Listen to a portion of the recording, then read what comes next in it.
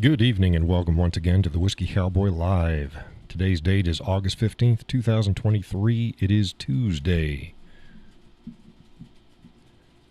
Folks who follow the show are probably noticing already there are some differences. It's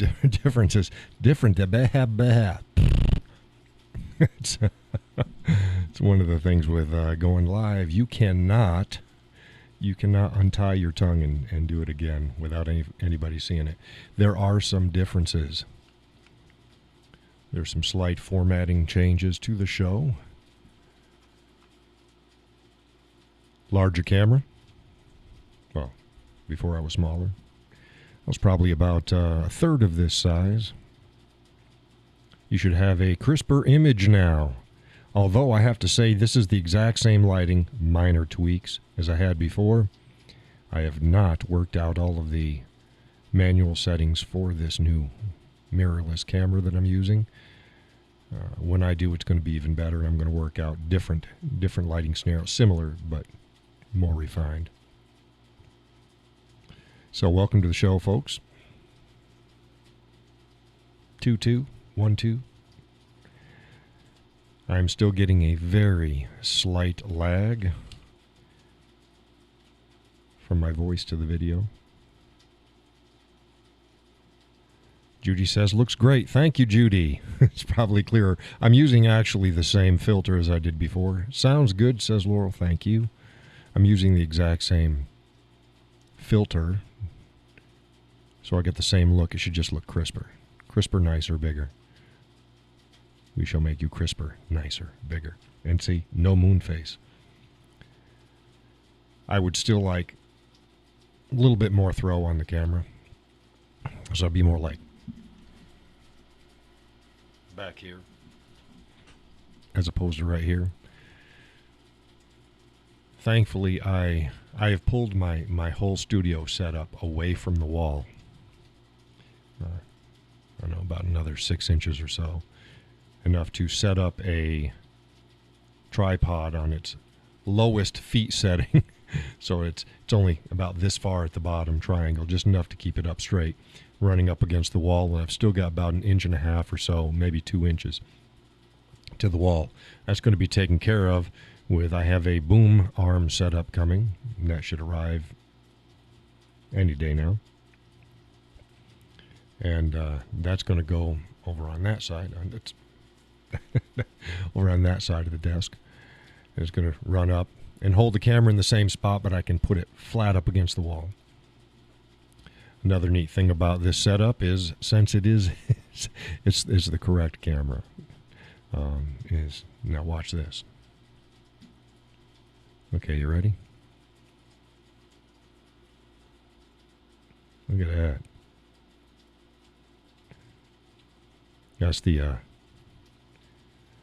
That's the mug my youngest got me. But see, now I can put stuff up and it'll come into focus. I've got general focus on right now. Wide area. I'm going to do eye.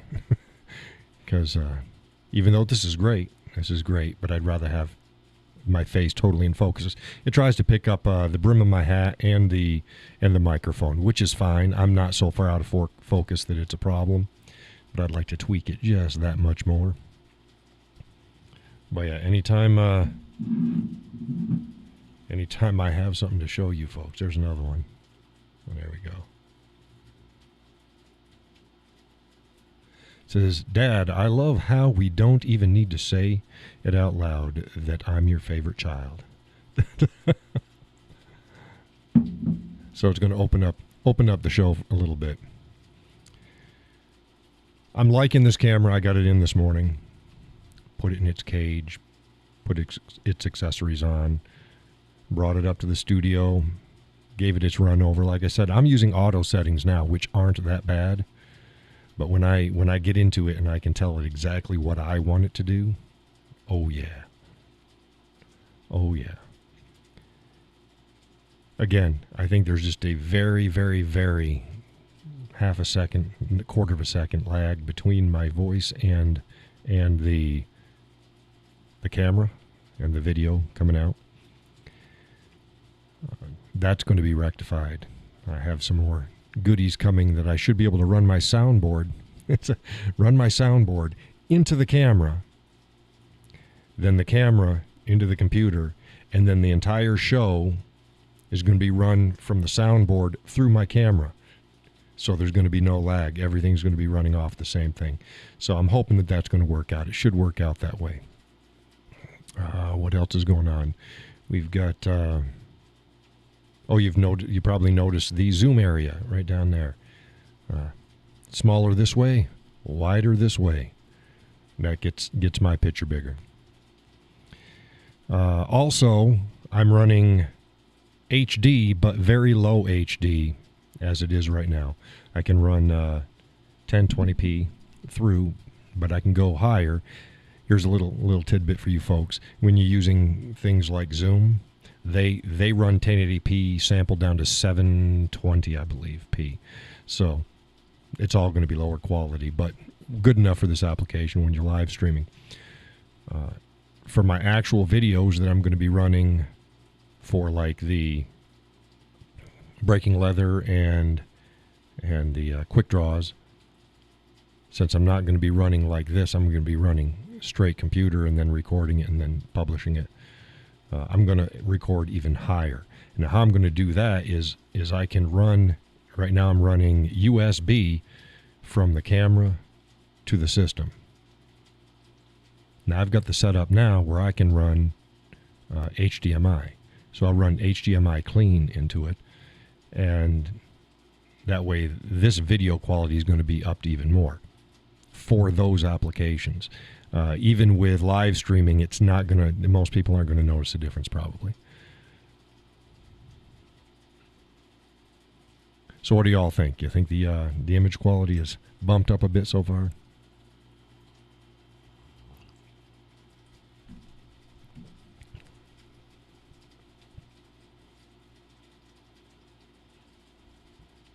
And I had to figure all that out, get everything running, and rearrange my whole studio setup, because I'll show you the picture of my studio setup the way it was. Judy says, "Oh yes, very nice, good." I won't be able to tell until I cell phone. The other one wasn't too bad. The larger you got, the more degraded it is. I know Judy; she's running her crap off of a TV now. So, like I said, I take no responsibility for anything that happens when you view the video that large. Okay, let's see here. As you see, this is a new layout.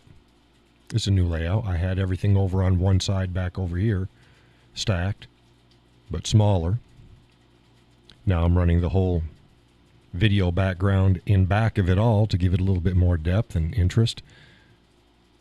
My cam off is also same idea, just larger. I've got to tweak it. I've got to move it a little bit because it's not quite centered, and the OCD is gonna really get to me.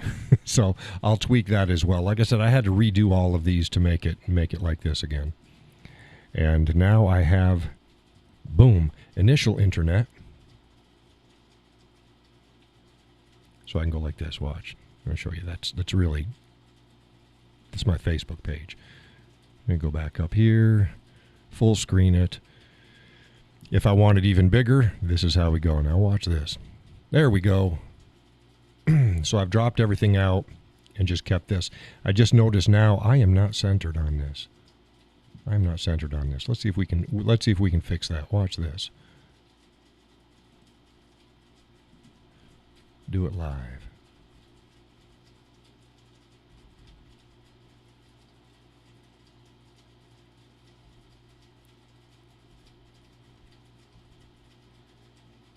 Oh, no, a little bit. Is that better? I think. Let me try that. Oh, yes. Yes. Much better. Lock that in. There we go. So, okay, this is my studio as it was. It was an older picture, but this is how it was up until this morning. And then this morning, what I did is, if you look at, let's see here we go. Oh, you're not seeing my cursor over it. The main screen in the center. If you go centered on that. That's about where my new camera is. And the screens are pushed over to the left now, so that the camera is actually not centered over the middle screen like it was before. It's like a third of the way in, and I've slid the screen on the right over as well. So now I can turn my head just ever so slightly and see both of them. When I get to the new studio, I'll probably end up running them split straight down between, but I didn't do that here. I also moved my soundboard, which you can see there. I moved it further right, so it's almost sitting directly in front of me now. The stereo equipment that you have over on the left-hand side, all that audio stuff, is now at a 45-degree angle and would probably almost be out of this screen right now, out of this shot. It's not pretty. I set up that other one to work well for audio recording. Now I'm doing video, so it's all different. Let's go back here and see. Now we can go back to here. So little tweaks. I've got little tweaks that I've got to get taken care of. But one thing at a time. We are at least up and running. And the good thing is I can detach the camera from where it's at now, take it and do my standard video work to make shorts and regular videos, and it'll be great. Just put it back in and then live stream with it. So that's that. Like I said, I'd like to focal length. I need to be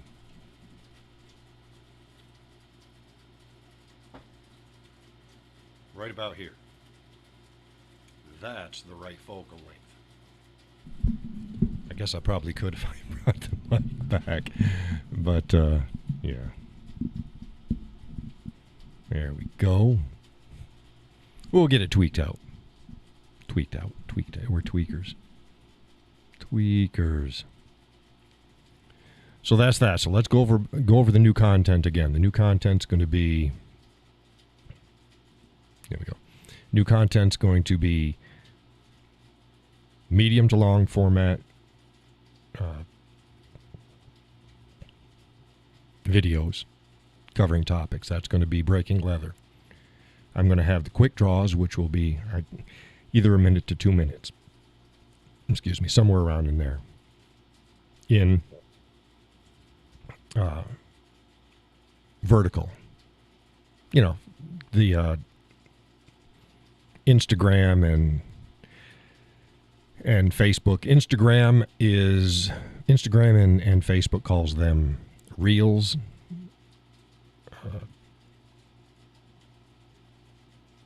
What is it? Yeah, and they're called Shorts on YouTube, but they're exactly the same. We'll bring this back up here. See, that's YouTube. All your normal videos are portraits, or not portrait. They're landscape. And then Shorts go portrait. So horizontal versus video.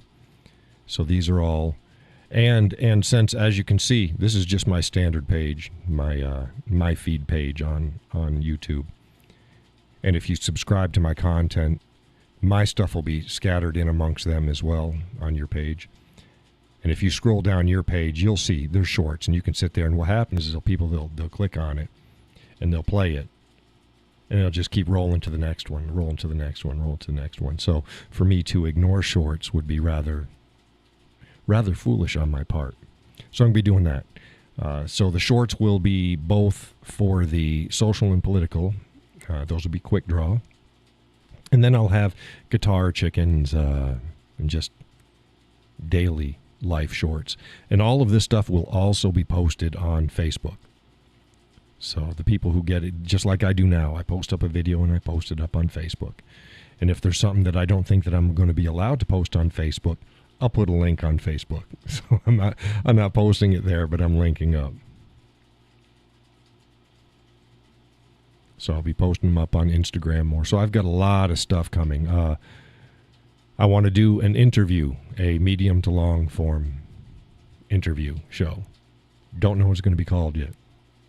I think Connie said she wanted, what did Connie say? Connie said, campfire chats. I mean, if I could work campfire themes in with the show, maybe. If not, I don't know. But thanks, Connie. Folks need to keep the ideas coming. Just go ahead and send me your thoughts and suggestions for them. But yeah, dialing it in. We got more folks watching the show now. Who else we got in? We got, Al's there. Evening, Al. Brother, he says, good evening, brother. He didn't say good evening. He just said evening. I'm saying good evening. As you see, Al, I got my new camera set up. This is just auto settings. I haven't done anything. Minor tweaks to the lighting that I had the last time. Changed my setup. You can't see the change, but I changed my setup so I could actually use it a little bit more efficiently. I need a couple more inches, if not another foot of throw on that camera to be comfortable. But this is about as good as I can get it here before I get to the new studio. But like I said, no moon face. So I turn my head, and my face doesn't turn into a moon, and I don't look like that I lost 700 pounds. It's been raining here all day. How's the weather been for everyone else out there?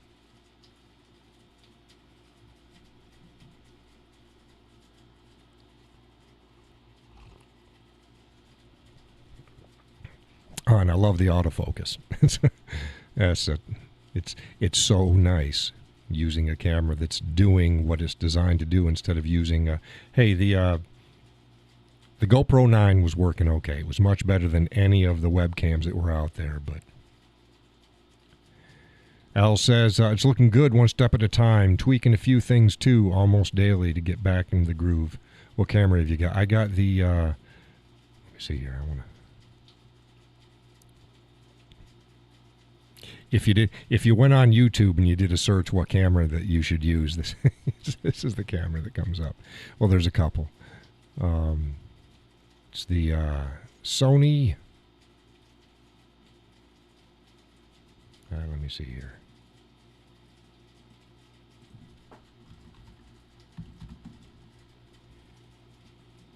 Sony ZE E10. ZE10, yeah. ZV. God, it's going to be a long... Sony ZV-E10. So I need to write. Let me write that down. I'm not going to write down there because that's my entrance thing. Yeah, I'll have to write down for future shows if somebody wants to know. It is a Sony ZV-E10.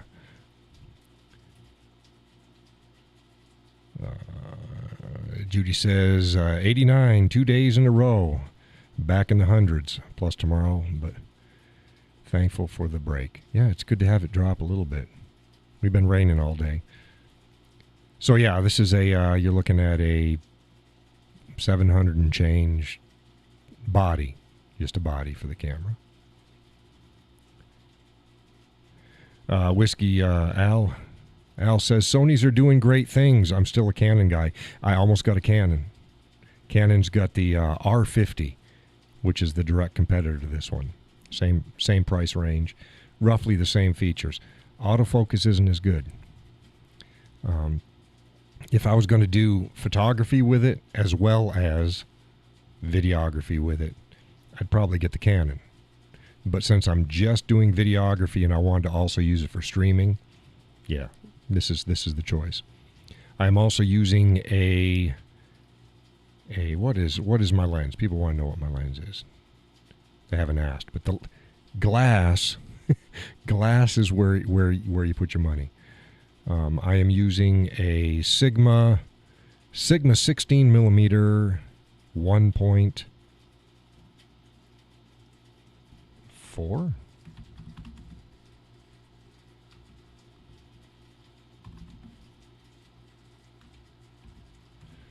Let me see here. Yeah. Sigma 16 millimeter 1.4. Which again, if you did the research, you're going, it's like, that's the lens that you want. Al says, I've got too many Canon lenses, etc. I would cost me money. Yeah. No, and that's the way it is. I'm a Nikon shooter. And if Nikon had within the price range that I wanted to spend to get this going, if they had one, I would have went Nikon. Because I got glass. I got glass. Yeah, Al says that Sigma 16 1.4 is on my wish list. Fantastic lens. Yeah, like I said, you do this research. It doesn't matter whether you get a Nikon, Sony, Canon, whatever. That's the lens you want. That's the lens you want. And so that's what I got. So I went and I told folks, remember I said, hey, in a couple months I want to do a dedicated studio and I want to spend under $100 or under $1,000.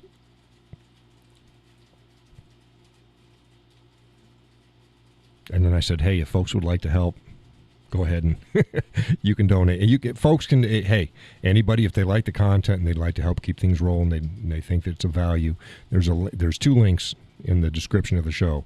One link is everything that you can do to help out. The vast majority of it doesn't cost a dime.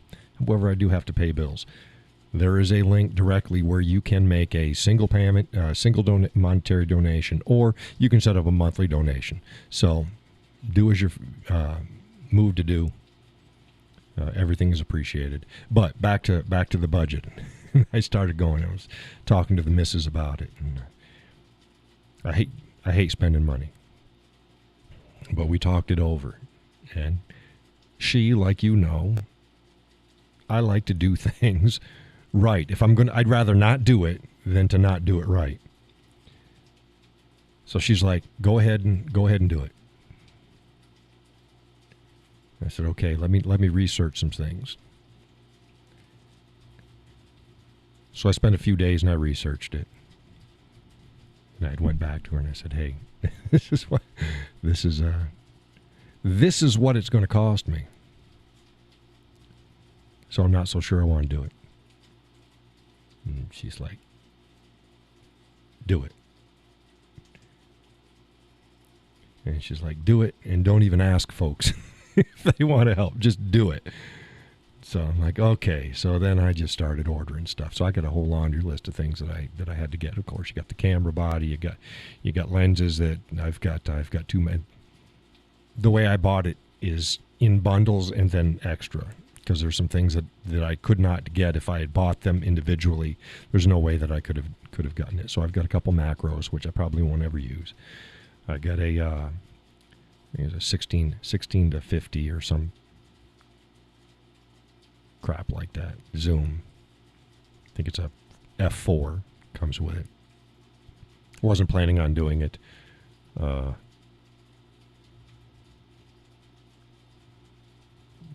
Yeah, Al goes, damn, the name of the channel escapes me. His tagline is, buy nice or buy twice. It is. Yeah, mine is similar to that. It's like,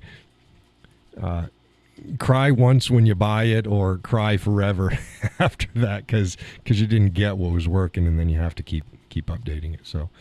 So yeah, so then I got the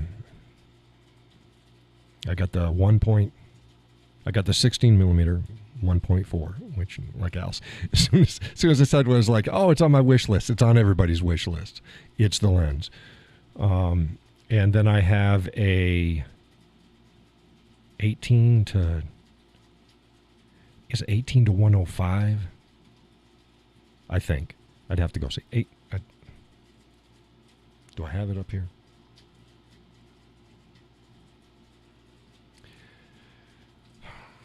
I'm sure I have it up here. I don't see it right here. I think it's an 18 to 105 f4. And I went with a fixed aperture because when you're doing photography, I've got a lot of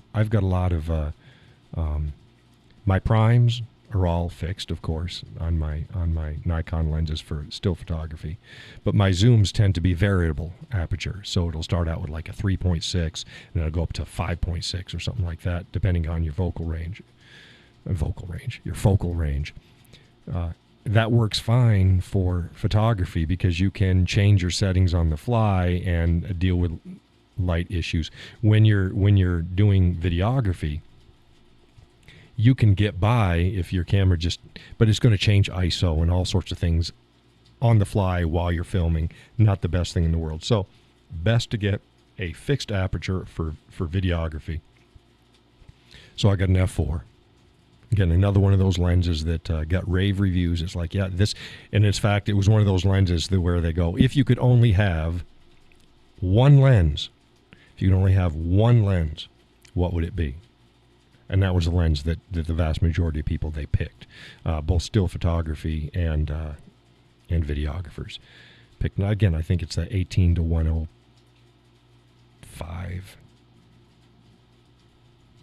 Let's see here.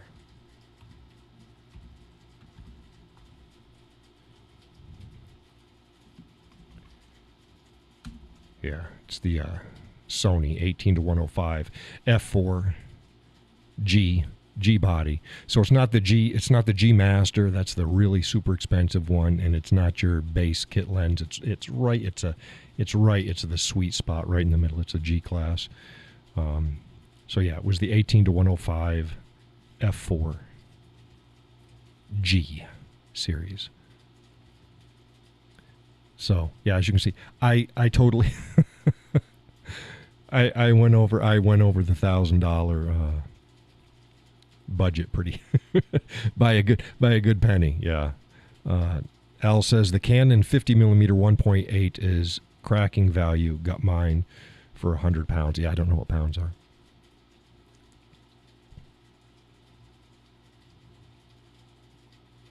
Yeah, 1.8 is pretty good. I think most of my primes that I have for my Nikon are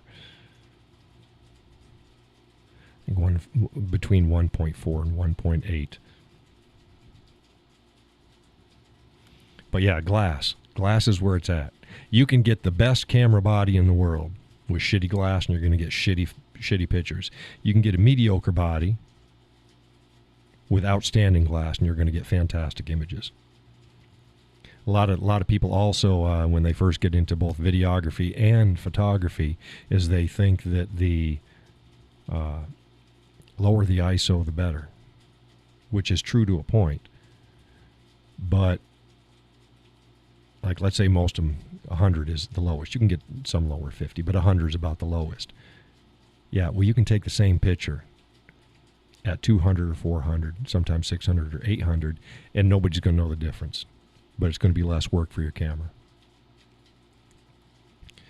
Al says it'd be around $220 or so. The lens makes a difference. Yes, the lens makes a difference. Again, I'd rather have a crappy camera with great glass than a great camera with crappy glass. So here's the thing: if you have X budget, okay, look at what the glass is, and then what body you can buy with that glass. Pick out your dream setup.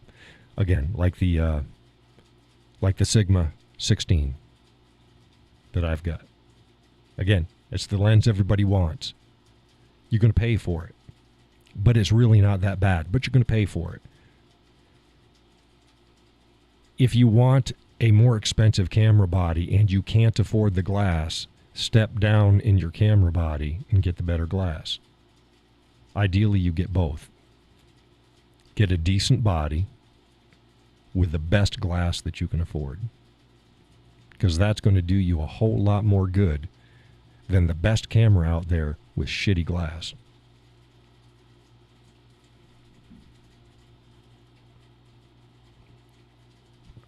That said, if you know what you're doing, you can still take great pictures with shitty glass. You can still take great videos with shitty glass. But you have to have your setups right. Everything else has to be good. You have to have good composition. You have to make sure that all your settings are right. Brings me to another issue about shooting, especially with photography, as opposed to videography, because I'm primarily a photographer. I'm not a videographer. That's changing. That's changing. If you're in studio, this is advice from the Whiskey Cowboy. If you're in studio, always shoot manual. Always shoot manual. You have the time. You choose your aperture, your ISO, your lighting, your shutter speed. You choose all of that. Dial it in. You have the time. I'm not, however, those guys that go, oh, only amateurs go out and walk with auto settings when they're out taking pictures. Wrong, wrong, wrong. The vast majority, unless you're sitting someplace and you have the luxury of time, and then you don't have to worry about clouds going over, and you don't have to worry about anything else. Very few professional photographers shoot in manual mode. What they do shoot in is priority mode. Now, what that does is it lets you choose one, maybe two. Normally it's one thing that you want to control. What do you want to control? And you go, well, how do you know? Okay, well, do you want to control the ISO? Now I just go, nah, let the camera choose the ISO, but limit it and go, I want it from 100 to 3,500 or 6,500. That's as far as I'm going to let you go as a camera. And after I get through, wow, that was a flare up. When I get through with this, I'll tell you why this is important.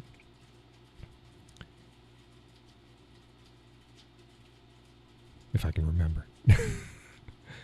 So, ISO 100 to. Wow, is that brightening up for you guys too? Does it keep getting brighter?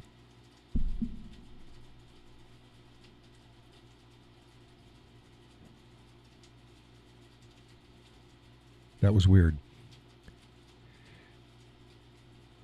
Now, if you are just out doing nature photography and not wanting to take pictures of things that are moving fast, then choose. Okay, Judy says you didn't see anything. Good, fantastic. My picture on my end when I'm looking at what's going out got bright, and then it went back to normal. So if you guys didn't see anything, that's great. Okay, so if you're just doing landscapes, things, maybe even people just walking, then choose your f-stop or something like that. And then let the camera choose how fast the shutter is going to go off. Because if things aren't moving very fast, you don't need a fast shutter speed. So if you go, okay, if it's 1/, hell, if you're holding it steady, you can do 1/60, especially if you've got stabilization in your camera. 1/60. The people go, don't ever shoot 1/60. Most people know you can't. I can shoot 1/60. But 1/150, 1/2, 1/250, that's fine.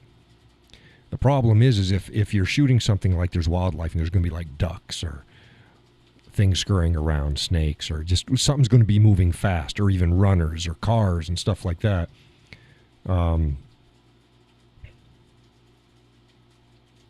Okay, Al says nothing changed on his. Good, so I won't even worry about it. Those shutter speeds aren't going to be fast enough. So what I do when I'm out in those types of situations is I will shoot priority mode, and I will put my priority on shutter speed. Again, I'll still tell the camera, go between 100 and 3,500, 4,000, somewhere around in there. What you choose depends upon how good your camera is. The better the camera, the higher you can go. So that's what my settings would be. And then I would choose shutter priority, and I'd set a fast shutter speed. And then when I take the shots, the camera then chooses all the other factors that go in. It chooses the right ISO. It chooses the right f-stop. Chooses all of that. So shooting priority. Don't go straight man. If you go straight manual when you're out walking about taking pictures, you're going to miss a shit ton of shots. Use priority mode. Now, here's the reason why all of this is important. Al says it took me a while as a photographer too to get my head around in studio video settings as YouTube, but I got there. Yeah, it's a different. Yeah, they're totally different. And video is the way your camera works with video is not the way your camera works with still photography, which is again why I chose get a rig that is specifically set up for videography. And this is a crossover platform that I'm using, but it doesn't have any viewfinder. It just has a flip out screen. And if you're a photographer, you know, fuck that. I want a viewfinder. So this was not. You can take pictures with it, but it was video focused, and that way I set this one up specifically, and I don't have to worry about it. And if I want my stills, I'll grab my Nikon, which is set for it. Now, here's the thing that you have to worry about with cameras. Cameras want to expose everything for what they think is perfect. Here's a good example. Remember those pictures that I took of the chickens the other night? Let's see here. I'll bring it up because that's an awesome example, because I hate this about cameras when you shoot them in auto mode. It's great most of the time, but not all the time. Let's see here. Let's bring these pictures up. Here we go. Here they are. You see this picture here? Looks pretty damn bright. It's not. That's a very slow exposure because this was my cell phone, but DSLRs and other cameras work exactly the same way. Okay, let's go big. They want to expose for what they think is the best exposure, which is why nighttime or dusk or dawn pictures are so difficult if you just have it in auto mode. You go, man, it was not that bright out here. That's why you pick the settings. That looks super bright. It's not. You see how dull this is? That's closer to the amount of light that was really there. That's closer. This isn't. I had to stay very still because the camera wanted to take its time.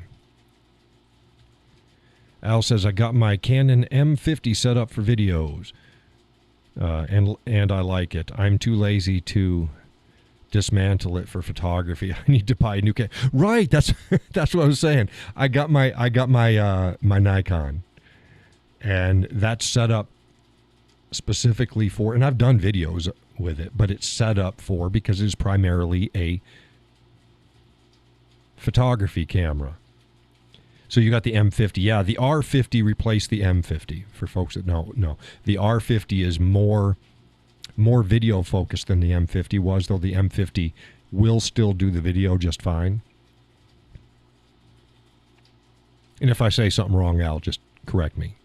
It doesn't happen often, but like I said, I deep dove into it. The R50 was actually the one that was in the running. I was either going to get the R50, right? Because the R50 is on his wish list. See, there you go. That was in the running, but I got this Sony instead because it had some advantages that the R50 just didn't have. So on paper, you'd go, oh, the R50 is, it's a better camera. And it's like, yeah, but how do you want to use it? The autofocus and some of the other features with the Sony, it's just better. Now, that said, I pointed this out so many times. Oh, I'm going to get back here. I pointed this out so many times. Any of them are going to work. There's not a quote-unquote bad. Al says, damn it, listening to you is going to be bad for my bank balance. Yeah, tell me about it. Like I said, when I got this set up, and I've still got stuff that's coming in, I got the things that I needed, and it's $1,000. Yeah, $1,000 doesn't even come close to buying the camera body and one of the lenses that I got. And that's an understatement. No, I'm not saying this to brag. I'm just reiterating what Al is saying is like, oh my God, my bank account. Yeah. It adds up. So back to the camera will try to expose for its optimal exposure. So when you're doing dusk or nighttime photography, it's going to pump your ISO way up high and you're going to get grainy and it's going to try to take the picture as if it's daylight. And it's not, and you're going to get a shitty picture. So you have to make sure that your camera doesn't do like what the cell phone did. And they will if you just set them in auto. You won't get those pictures. You'll be good. You'll be good from like 8 o'clock in the morning to 6 o'clock, 7 o'clock at night. You'll be fine. Because then you can just underexpose your shot in developing or pump up the exposure in developing, and that's fine. But you get before that or after that, and it's going to be a shitty picture if you just let because the camera doesn't know. The camera does not know what you want to do, which comes back to this is set up right now. Just it's auto. Everything's auto. I haven't changed a damn setting on the camera. I just set it up, which is why it looks pretty much like my other camera, but just better. Well, when I get in there and I manually set everything, I'll be able to pull the shadows out here so they won't be as dark. Although this is fine, it's moody. And I'll be able to make sure my highlights aren't blown. I'll be able to do things that because the camera's just trying to do what it thinks is best. And that's not always what you want. It doesn't fit in your eye as an artist. So, yeah, sorry, Al. Yeah, I went through all of this stuff, and it's like, well, how am I going to do this? What am I, and then I kept coming back to going, man, $1,000 ain't going to cut it. $1,000, I might as well just stick using the GoPro. But I didn't want to do that. Because I had all sorts of other content that I wanted to do as well. Thus, the new mirrorless Sony. And, we're going to have some fun. We are going to have some fun. So if folks have any ideas of stuff that they want to see. I like the gray hair. Yeah. No, I don't mind the gray. No, the gray's fine. It's more like on the cheeks, sometimes on the hat. Oh, in this one, I had to actually turn on the overhead as well. So I've got the same lighting that I did before, 3 light, but now with a 4th to light the hat, because watch this. I can't get to it. I was going to turn it off. Yeah, the hat just goes dark without the overhead with this setup. Yeah, I like the gray. Ain't nothing wrong with the gray. Hey, Orion, welcome to the show. Hope you like the changes. Go ahead and speak up and let us all know what you think. Gray is a sign of character in class. Yeah, it's also it's sucking the life out of you. The annoyance just pours right out, and it leaves the gray in the back. So yeah, I got gray and white. I got some red, got some black. I'm not a redhead, but as my beard started getting grayer, some red started showing up. It's like, hey, where the hell did you guys come from?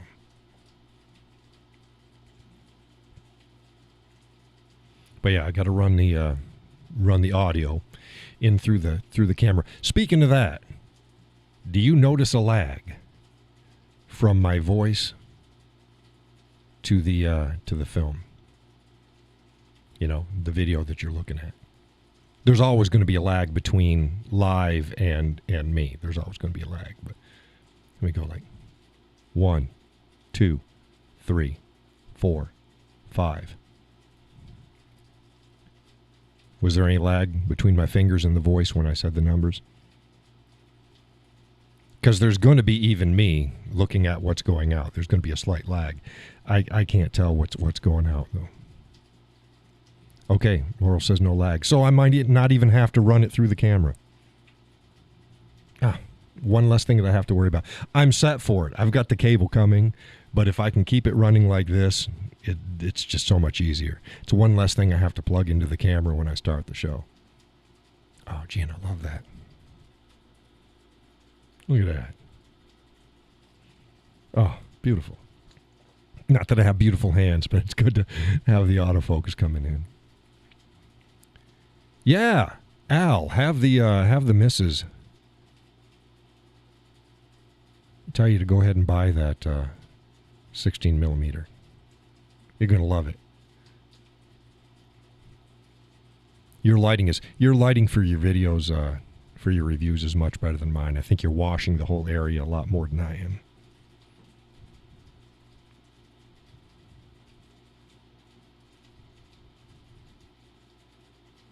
Judy says clear as can be. Oh, you're talking about the focus and the hands and everything? Yeah. Yeah, look at that.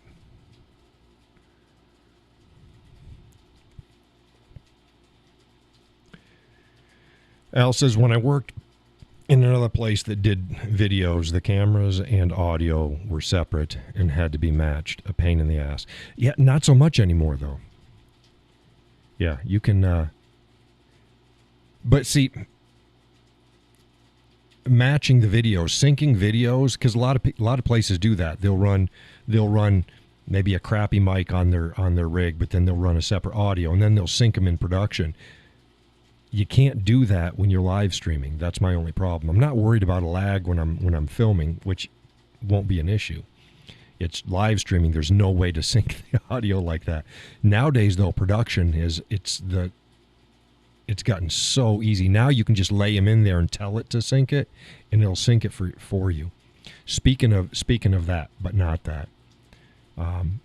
Part of the stuff that I invested in is I've got a whole new video suite coming in for processing, so I've got to be playing with that.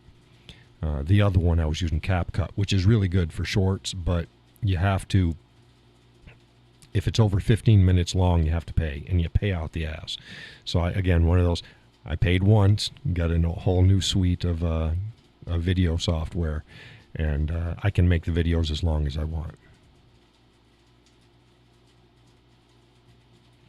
Yeah, and that's how sharp that was when it was up close, when it was in light, will be how sharp whatever's in focus is when I get my lighting right and I go back to when I get the eye focus.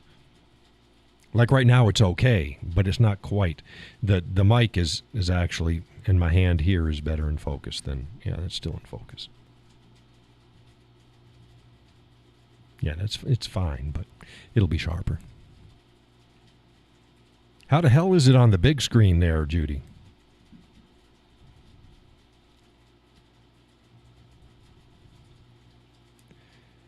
Al says his missus is more concerned about where I'm taking her for a meal on our 18th wedding anniversary on Friday. Oh, well, congratulations there, Al. I'm a bit concerned about that, too. Hey, why don't you take her to my place? I'll cook you a dinner. He's like, I'm worried about the cost of 16 millimeter lens, and you fly the family over from Northern Ireland to New Hampshire for the anniversary dinner.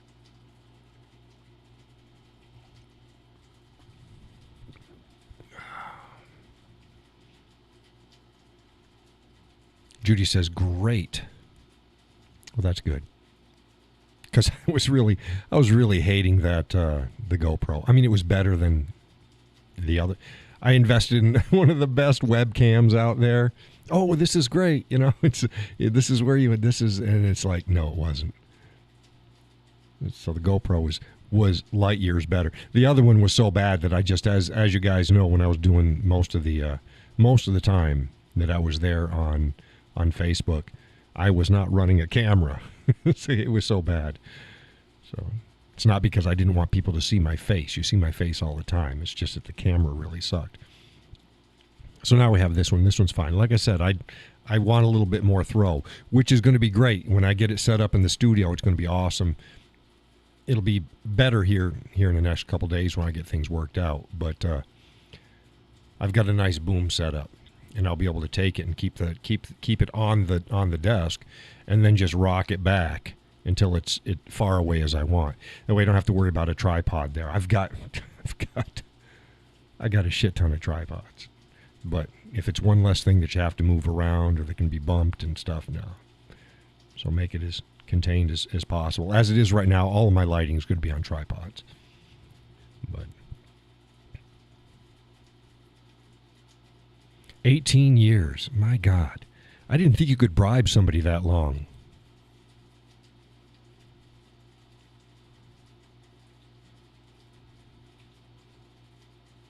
It's quiet.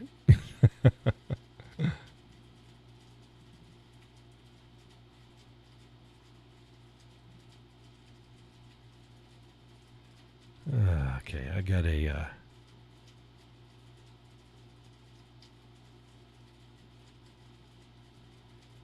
a notice for my video. Error. YouTube is not receiving enough video to maintain smooth streaming. Are you guys not getting smooth streaming? Open widget. There we go. Let's open up the widget. It says my streaming is poor. How the hell is my streaming poor?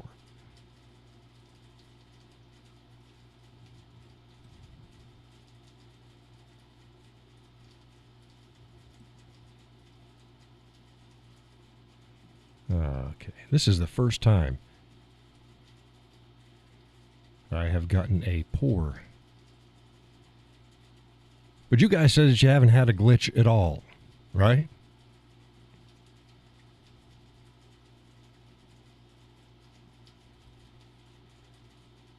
See, Laurel says now getting a lot of skip on her end. Okay, well, let's see here. I opened the widgets. We'll see if that's going to work. I think I'm pushing a lot on my end.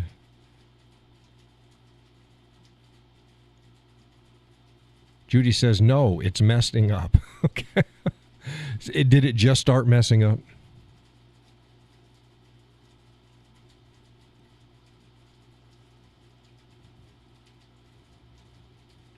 Yeah, saying you guys are going to experience buffering. That's not good.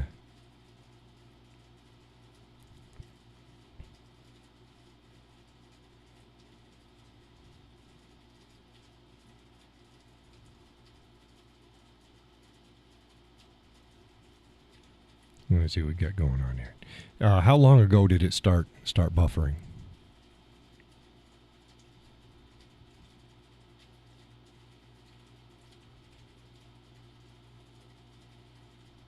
About 2 minutes? Okay, so it's something that happened new.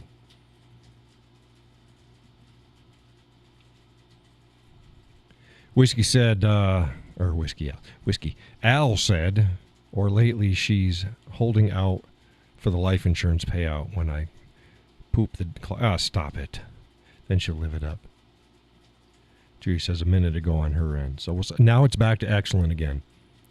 Says so it should be clearing up for you folks. It started a widget that's supposed to help that out. I guess I don't know. That's what it said.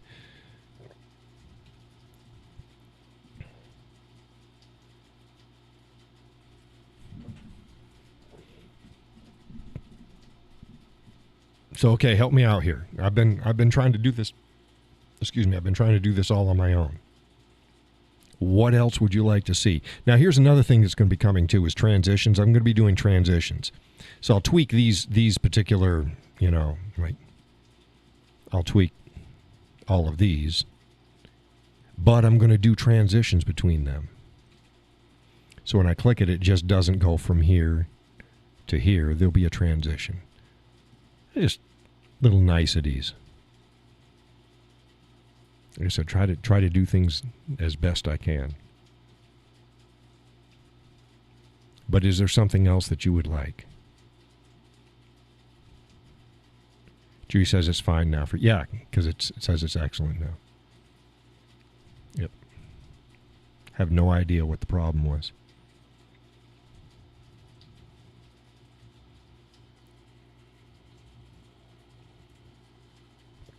But what would all you like to see? Is there special features that you would like to see on it? Now, some of them, I could put the chat in there, but I don't like that because it takes up space. More so since, hell, you can run the chat later. If it's not live, you just run it and it runs in sync, so I don't have to worry about that.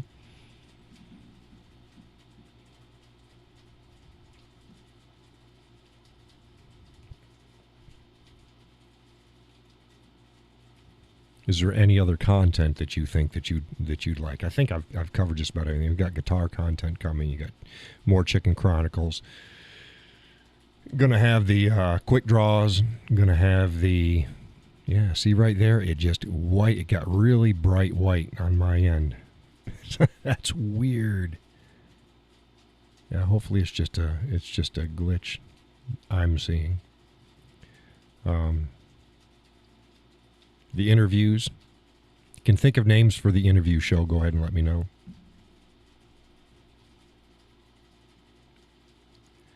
Laurel says that she's still getting a lot of skip. Should be clearing up any time now, Laurel.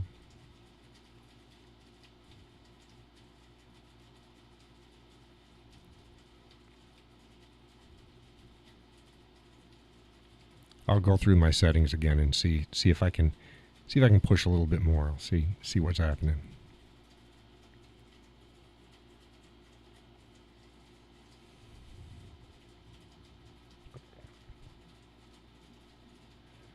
Laurel says, I have no idea what you are saying. What you don't understand the words, or you don't get what you don't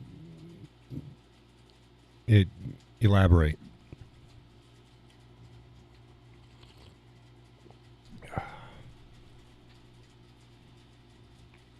Did you not get the terms that I was talking about? Is that what it was?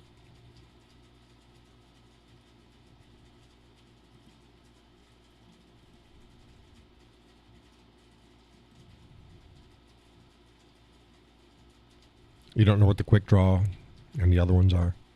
Is that what you didn't get?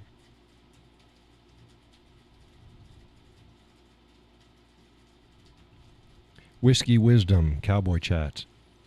No, it wouldn't be wisdom, because it's an interview with somebody else. I need my show where I tackle a topic, short to medium, so 3 minutes to 15 minutes, something like that, is going to be Breaking Leather. It's taking the same name as my podcast used to have, so that's going to be Breaking Leather. The quick draw are going to be the shorts or reels. They're called shorts on YouTube. They're called reels on Instagram and Facebook. And those are the ones that are portrait as opposed to landscape. And they're under 2 minutes long. Coffee talks.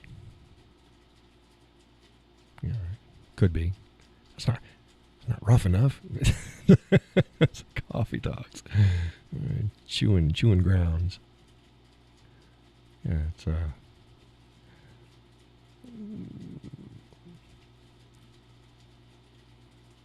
coffee talks. Coffee talk. Wasn't there like a Saturday Night Live skit with Coffee Talk? Let's look that up. I thought there was a skit about that Coffee Talk.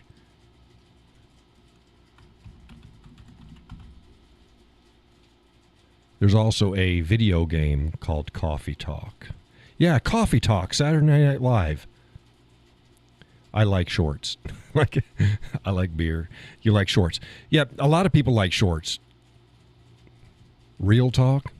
Yeah, see, that's good, but I'm pretty sure. Yeah, so I can't do Coffee Talk because it's a Saturday Night Live skit name.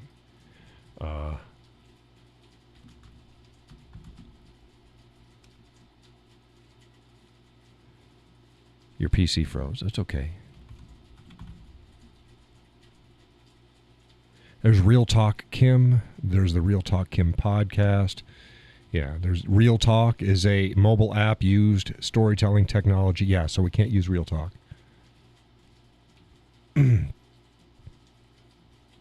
Yeah, Judy says, I agree, not tough enough. Well, you've got, for my shorts, not for, I'm going to have like Chicken Chronicle shorts and guitar shorts and stuff like that, and that's fine. They have no name. But my social and political commentary shorts, they're going to be quick draw. Quick draw, Cowboys, quick draw. Rodeo with the Whiskey Cowboy. No, that'd be 8 seconds. You get 8 seconds. Say what you're going to say for 8 seconds, and you're gone. And you're gone. So yeah, you got the shorts are going to be quick draw. Breaking Leather is the medium format. And again, for those folks that are just tuning in or haven't heard this, breaking leather is a term used for pulling your gun out of your holster, because the holsters used to all be leather. So you're breaking leather. You're not breaking the leather. You're breaking your gun away from the leather. So it's breaking leather. So that was the podcast name. That's going to be my medium to medium long format. Me just tackling issues. Similar to the little, where all the other ones, they break up their long formats into short little videos covering certain segments, but it's really part of a long one. Well, it's going to be about the same thing, but it's going to be dedicated to one. Cowboy Up. Again, sounds nice, but I think that it's got to be something catchy that I don't think anybody else is doing out there. Just write them all down. Everybody just write them all down and send them to me. Either send them to me in a direct message on Facebook, or you can send them to thewhiskeycowboy@gmail.com. That's thewhiskeycowboy@gmail.com. Folks will notice that my new channel up, The Whiskey Cowboy Life, is live and running. I put up the first video today. That'll at least get it in the directories. Nobody can search for the channel. That had the same problem before I put up new videos, because I had hid the other ones. They were all my podcasts. I just basically took them down. I just unlisted them. Even if you searched for my name, you couldn't find me. I wasn't in there until I put up my first video again, and then boom, then everybody was able to find me. So that's why now I've got at least one video up there. I've got to transfer more onto that channel, and that'll be for just non-social political stuff. It's just the other stuff. And I explained that was because the way their algorithms work is, if I have too much on one channel, it's not going to reach as many people, because there's too many different things, too many subjects. Where if I broke it up into social, political versus anything other, both channels will be able to reach more people. And if you're already on YouTube, just subscribe to both of them and tell hey, I want to get notifications.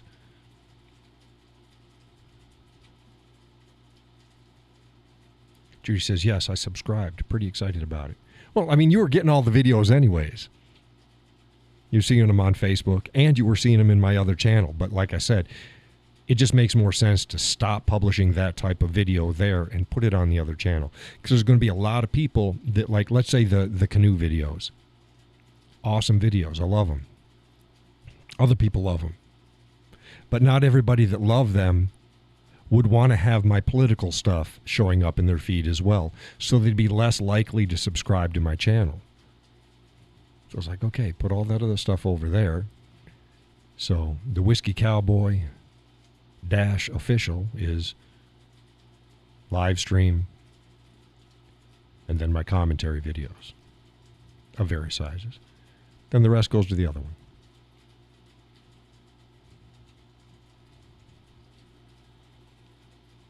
So how you feeling, Al? I know you're going through a rough time. You're coming up on an upswing.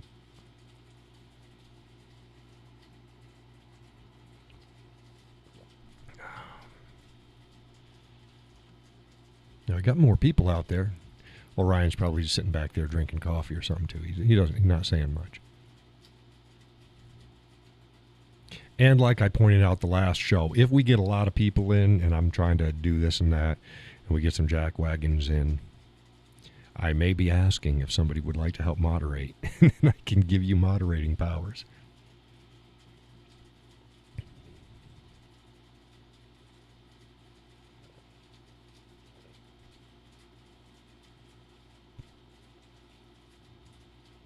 But I think I've covered about all of the content issues and what people might want for content.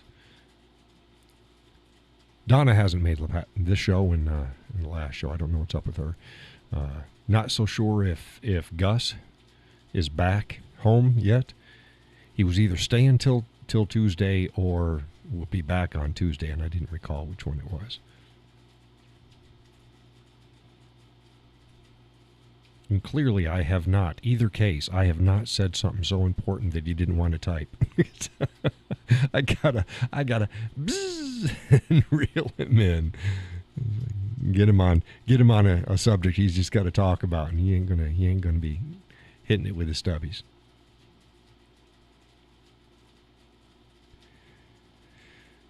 Al says, brother, it's tough. It's tough going. I've lost 4 stones in the last 2 months. Damn near zero energy, but fighting on. Yep. Again, was it?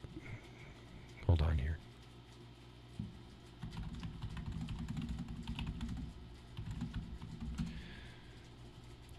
Okay, a stone is roughly 14 pounds for folks out there.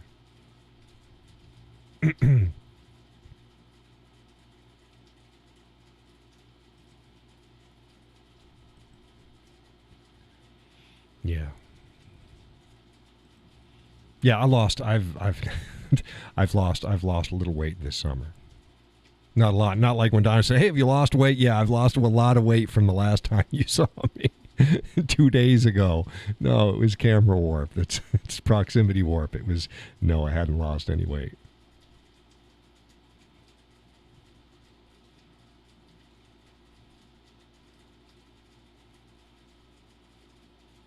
I tend to lose when I stop working out regularly, and I kind of slacked off. I need to get back into it, and especially when I get the studio in its own dedicated room, I'll be like, oh yeah, more room to move around in the weight room. Get back into it, and I'll probably be able to gain probably 15 pounds within a month, probably easy.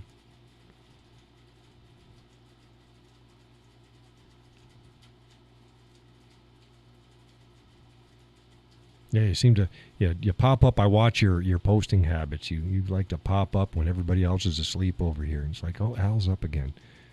Or do you schedule those and then they publish on your? I know a lot of guys. They just, and gals, content creators. They'll stack up. They'll work all day and they'll just do a shit ton of different types of stuff, and then they'll schedule it to be posted at various times. I really should do that. I don't do that. When I do something and then I post it. It's not the smartest way to do it when you're a content creator, but how do you work it, Al? Do you do stuff in advance and then schedule a time for it to be published, or do you do it and then just... Judy says, I'm fixing to buy a home gym. I'm shopping around. You can do a lot with free weights. Get yourself a decent bench and some free weights. I've got both, which is good, but Al says the new meds are tough on his system, but he needs them. Consultant has lowered the dose to make it more manageable, but still tough. Yeah, a lot of those medications too. You take one medication, it screws up with something else. They have to take another one to counteract this medication, and that causes problems. So you need a third one to take. It's like, yeah, the missus, she's about weaned herself off of everything, because that's the doctors just put her on this and that and everything else. And then it's like, no. In the last few years, it was like, no, let's get off this shit. Different situation than yours, though. I hope that the things even out. How often you got to go on oxygen?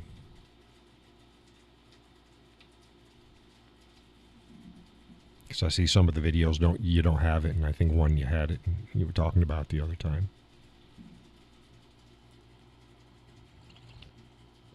Hey, Laurel, has it sorted itself out on your end?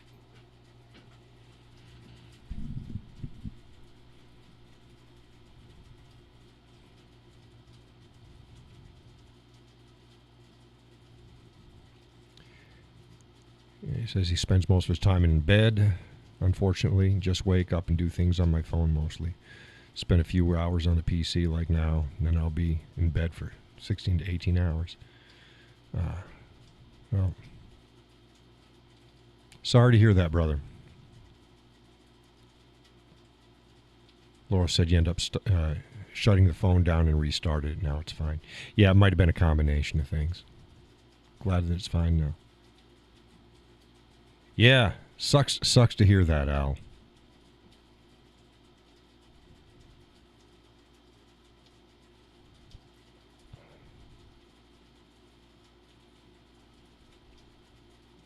Is there anything folks can do? Hey, do you got a mailing address for folks to send you stuff?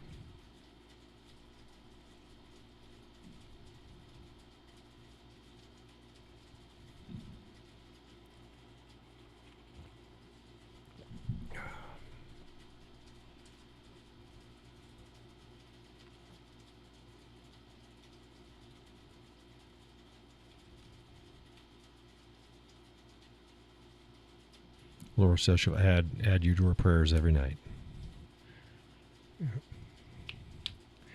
Some people don't believe in the power of prayer. Say, hey, it doesn't do any bad. I am a big believer in the power of prayer on multiple levels.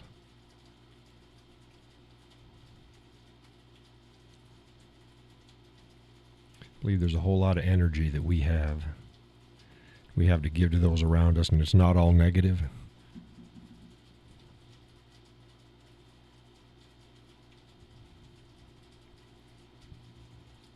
We need to watch out. Oh, that was another thing I was going to touch on tonight. Our society, not just ours, but in the West, but particularly in the United States, is on a rapid decline. And if we do not turn it around, the United States will be unrecognizable by the time our great-grandchildren become adults. And I'm not a doomsday guy. It's just like, no, we're going to have some rough times. In our lifetime, we're going to have some rough times. But if we don't start the course back, by the time our great-grandchildren are adults, there's going to be some major problems. Serious. Way more than what we have now. Al says he's pretty much on oxygen 95% of the time now. Last week went through around 46,000 liters of oxygen. Holy crap. Now, do you get a tank or do you have one of those make it on the go things? My mother-in-law was on that for the last couple years of her life.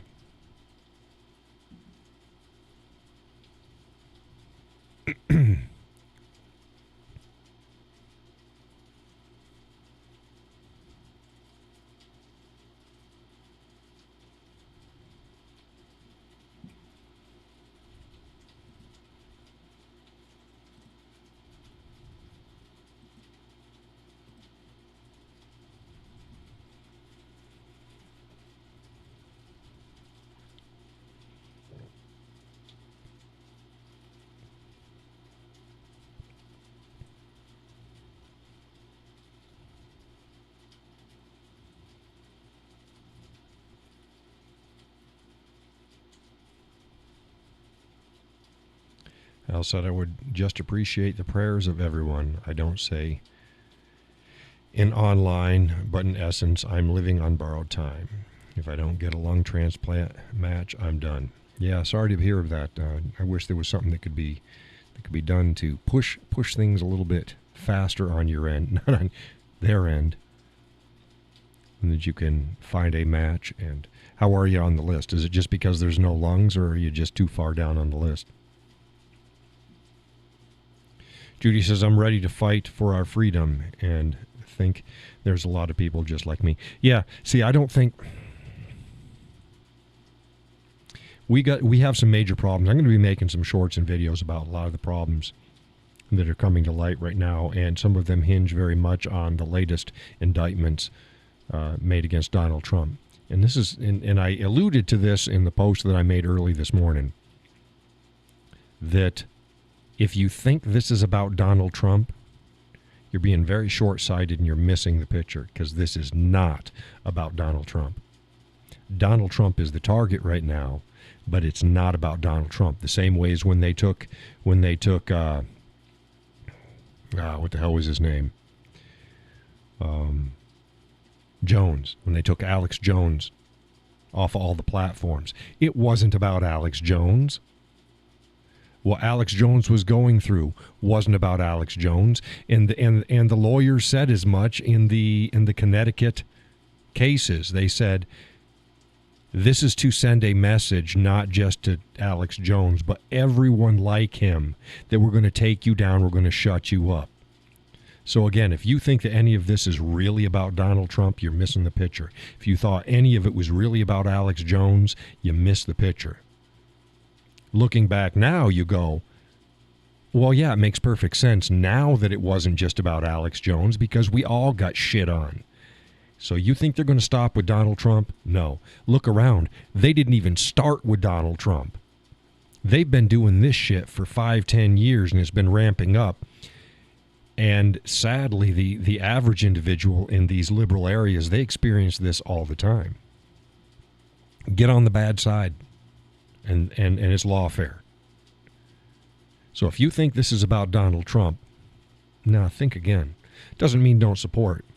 Doesn't mean that you can't stop this. Doesn't mean you can't speak out against this. But do not think for a moment that any of this is really about Donald Trump. It's not. So we need to do a lot of things. We need to correct this issue, and this is a Pandora's box that the left has not truly thought through. Because as soon as you start doing this, the weapon you create and use can then be used against you.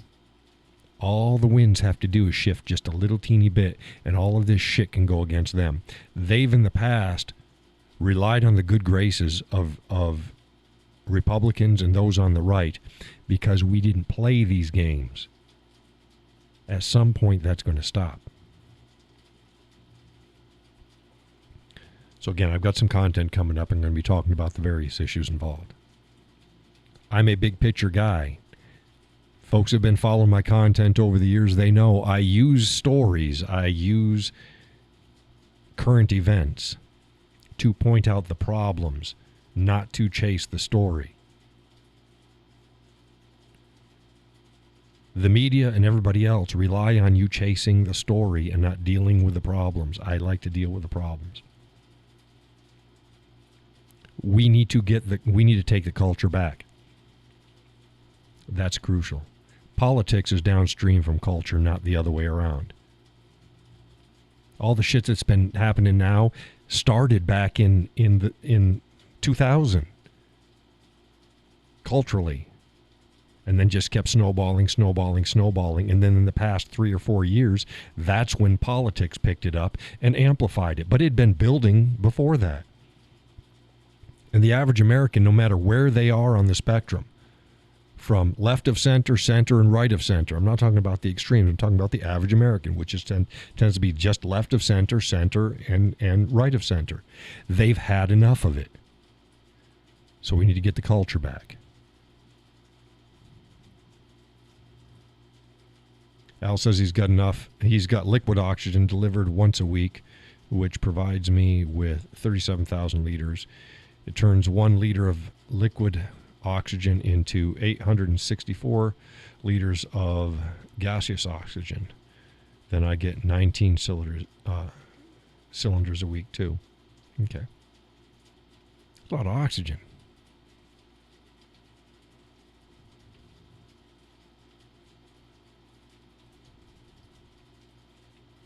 Al said they're coming for us all. It started gradually, and now it's in full steam. Right, because they had it. They finally got to the point where they've got enough representation and power in all the right places.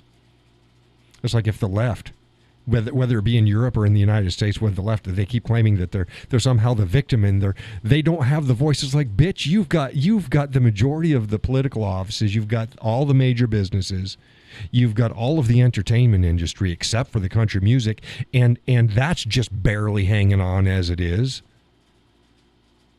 No. You were so used to playing the victim card that even when you are the overwhelming position of power, you're still crying victim status. That's complete hogwash.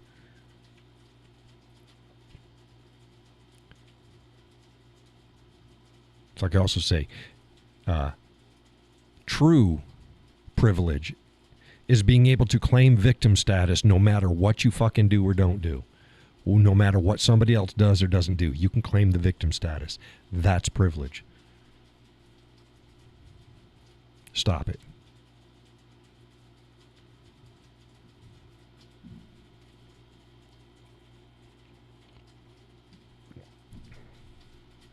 Yeah, tell me how much privilege I have.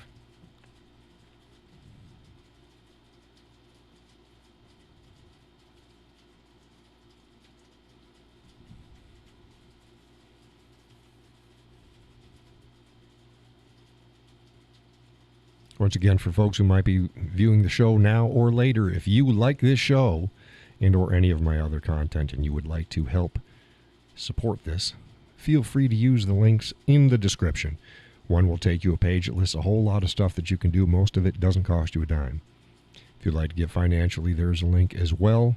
You can make a single payment, as many as you want, as much as you want, or you can even set up a monthly donation, $5, $10, whatever you think that's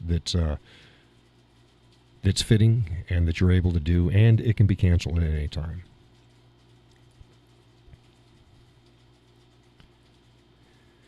Al says, in essence, I can't even walk from my bed to my ensuite without oxygen. The slightest exertion floors me. That sucks. That sucks. I have no idea what else I can say about it. Excuse me. Judy says, people are finally waking up. I see it, and I know they do. Right. But here's the problem. Yes, people are waking up, but remember, the motion has already been put into play. So it's going to take a while to turn things. Like I said, even if the best case scenario, socially, we can turn things around to 1990s levels, but it's going to take us 3 or 4 years. It took us 20 years to get here. But we can do it in 3 or 4 years. We can turn it around. But it's going to hurt. It's going to hurt the left a lot. And I warned them about this shit. It's going to hurt.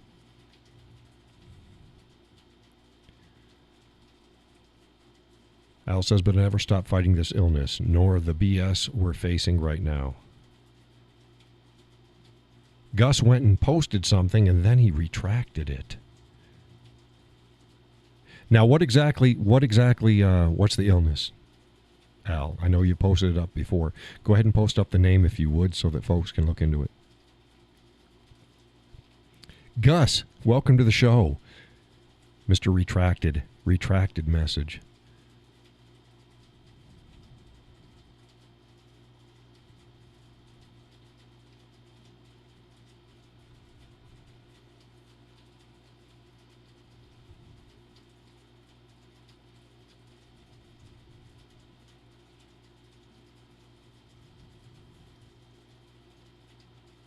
And is this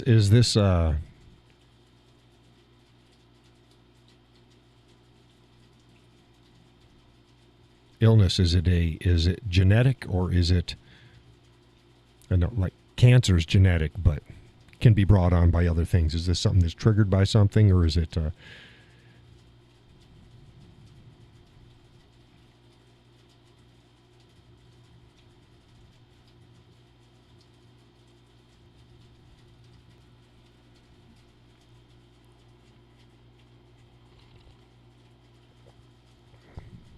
Judy says, hey, Gus and Sally.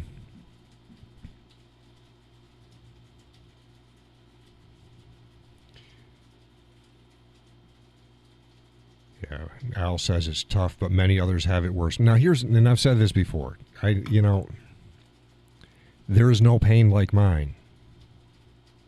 And that's how I view life.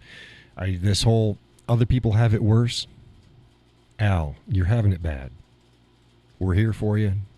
We're sending our thoughts and prayers. If there's anything that folks can do, just let them know.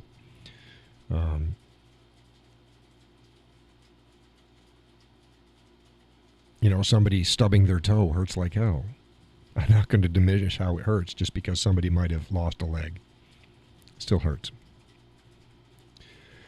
So never feel, I say never feel that way, but I always say that too. It's like, some people have it worse than I do. But you know me, I'm super stoic. So I am super stoic. It's just the way I was raised. Gus, Sally, where are you? I saw you peek.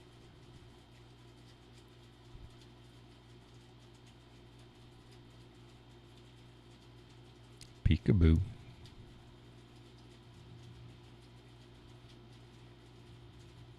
Yeah, normally when I go out before and check the gals before I go to bed, they're just, like I said, they're like right on top of each other, buried underneath each other. And then I go out the other night because I said I'd take a picture for y'all, and no, they weren't that tight. It figures.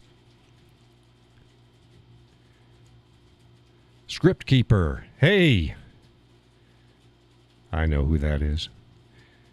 He says, considering the current overbloated, overpaid medical system, what is the solution for people not looking to end up with a medical ball and chain in retirement? Better health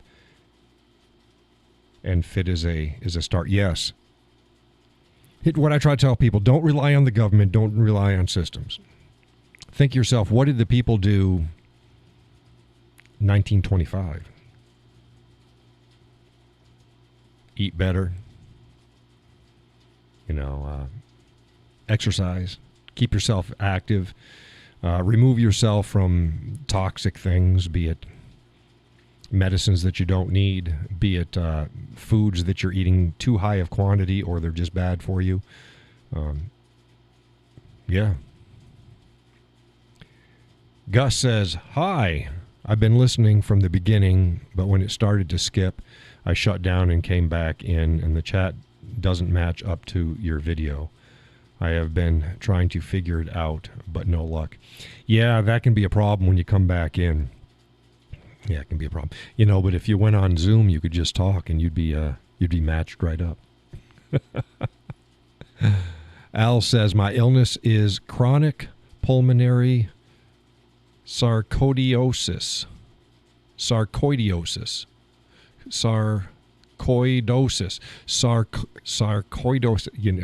I can't talk. Folks can read it. Sarcoidosis. An illness of unknown origin and no cure. It's basically a dysfunction of the immune system where the body thinks they're an infection. But yeah. There's a lot of illnesses that do that, and it starts attacking your body parts. Oh, here we go. Here comes hey. There he is. How you doing, Gus?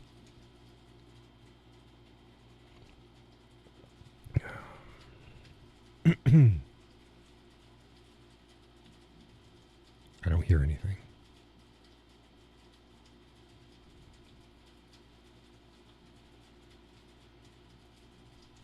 Yeah, see, now his mic is off.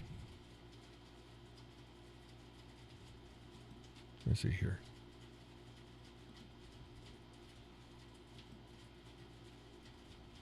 Let's see here. Let's go to unmute yourself. He hopped out. I turned that to make sure that they can unmute themselves. There we go. There he is again.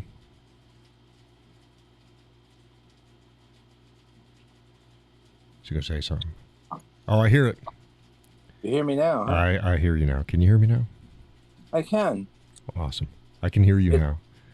It must be my phone tonight. That's okay. I didn't know if you got the text that I sent in. I've been listening from the beginning. I might have. I just didn't get any notice of it. When'd you send it? No, it was on. It was in the live chat. Oh no, it just said that. No, it said message redacted. So your phone might have been playing wonky games on you. Yeah, but I retyped it and sent it again. So. No. The other one was a message redacted, and then the new one where you said you've been listening from the start. Yep. Yeah, and then the video and the chat were not together, so I couldn't keep up with what was going on. So yeah, because they weren't synced. Yeah. Yeah. So you reeled me in. Yeah. See, I need something. Hey, what do you think of the changes? Oh, looks good. Oh, good. Well, as good as it can look with a face like mine. Ow. Give yourself some credit. Yeah. I just wanted to say, Al, I'm really sorry that you're in the situation you are, and I will be doing some praying for you, and I hope that it works out for you. Yeah, hopefully they can find a suitable transplant for him. Yeah, I hope so. Like everybody else said, he'll be in my prayers. So. Yep.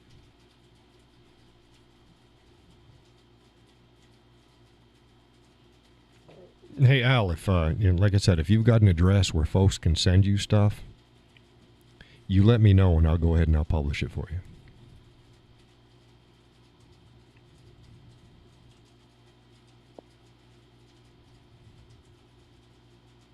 On that same note, folks would like to send me stuff. There's an address in the description as well. So if you got whiskey you want to send me, or a ball cap or a shirt, or what have you. $1 million. Yeah, I'm not greedy. 500,000 was fine.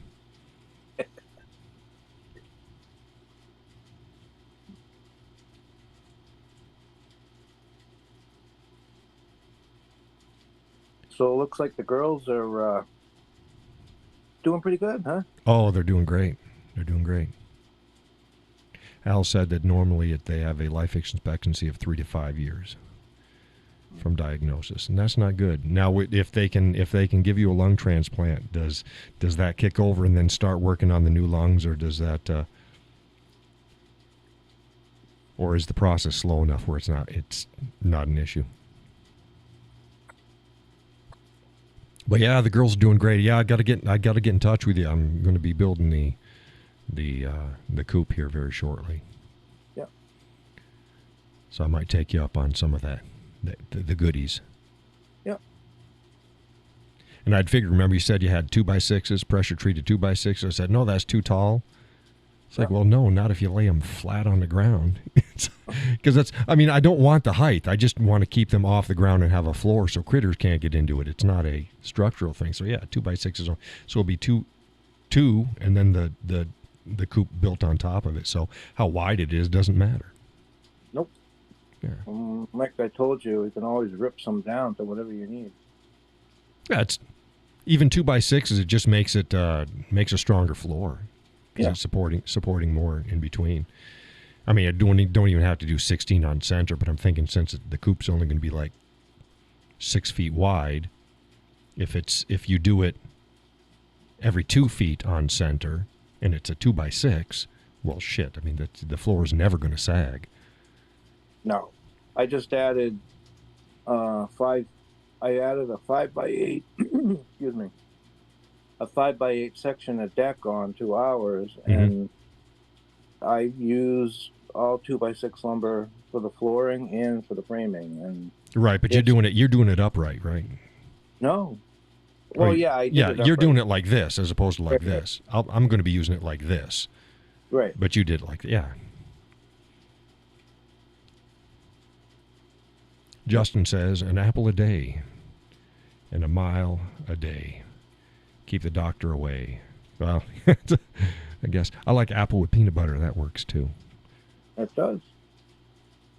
Justin has a very interesting life. He's been back in the States. How many years you been back in the States, Justin? And how's the family doing? He used to travel abroad. He's a teacher. Oh, interesting life. Yep. Oh, he's been to some very interesting places. Said since 2020, just before COVID curtain drop. Yeah. Oh, yeah. You got hit. Yeah, you got in right before shit hit the fan. Oh man. Yeah. Bad time to come back. He's a programmer now. See, script keeper. See, script keeper. He learned to code. Code. Yeah. So the new lung should make a massive difference and give my new sense of life. Yes, as long as my body accepts them. Right. Chances are good, though. Big operation, but no other way. Got to be done. Yeah. Well, we're praying for you. Yeah. Justin says, nerd extraordinaire. Nah, it's okay. Say you're a Renaissance man. It's like I'm like John. A little bit of this and a little bit of that. Hey, that's what my son earns his living doing. So, and my son-in-law coding. They make a living coding. Yep. They love it. Yeah, I had to do coding. I learned coding back in the early days of the internet because all the browsers they didn't speak the same language. So if you learn basic HTML, you could kind of wobble through, but then even the programs that you could buy that would script things for you, they were specific to whatever browser. So if you made a website and you wanted to work on 3 different types of browsers, you had to know how to go back in and tweak the code to make it work. But yeah, Justin and I've had these conversations back when he just got to the States. Well, I played around in DOS, and that's how I learned how to do it all. Yeah, DOS we learned that, and you could make rockets and shit take off in text. Yep. Yeah. Yeah. But yeah, now I got no interest in it. Let everybody else do their thing. I want things easy. I'm done with that. Well, a lot of it nowadays is all cut and paste, and it's all stuff that is already written. You just have to put things the way they're supposed to be. Yeah, and if you're using software, that's one of the biggest things I'd found when using different software packages was they just have a lot of garbage in it. You can go ahead and clean that shit out. It's just not needed. Keep clean code. Microsoft sucks. They all suck. They all Windows. suck. So does Apple. But Yeah, Apple only got through because they were a niche market. Oh, you can't get a virus. It's because nobody's attacking you. It's not that you're so great and secure. Nobody's attacking you. You are not the lion's share. Justin says, the hardest lesson I've had to learn was how easy it was to get into this career compared to my prior career and the debt I imposed upon myself to be a teacher. I wish I'd started long ago. Yeah, I get it. Yep. I get it. Teachers have a tendency to get burnt out quick. Yeah, especially if they stay in one area. Justin's got a really interesting story. He's a world traveler. History. Al says, one of my mates says coding is easy. I must be dumb because I can't see it. Remember some of my early PC games, and coding isn't that difficult. It's like learning a new language. It is. But again, something I'm not interested in doing. I just not doing it. It required me to sit in one spot too long, and that was boring. Yeah. You get, in the Matrix, and they have these things coming down in the movie, and they're looking at it, and they said, no, I don't see coding. I see a blonde, a red hair. It's people who don't code don't get that, because when you code and you look at code, you don't see the code, you see what the code is doing. That's right. Why he said blonde, redhead, brunette, because he doesn't see the code. He sees what the code is doing, and that's what's going in his head. Justin said he paid $104,000 in student debt, $37,000 to go. My 2-year AA was free via grant. My God, you paid too much money. I know. Well, But you're doing good. You're doing good. You're getting stuff. You're having fun. Your family. It looks like your family's having a fantastic time. and he's paying his way. Kudos. Yes. Yeah, he says if only Dave Ramsey was there to slap me around. Yeah. It'd only take once. Well, I've told folks all the time too that I could have been a stellar success in any of the businesses that I did if certain things had played out in a positive way, and I was willing to risk going into debt, and I wasn't willing to risk going into debt. So everything that I do, okay, same thing. All the stuff that I have for this, it's already paid for. It's not. So I've got all this camera equipment. It's already paid for. I'm not working to pay it off.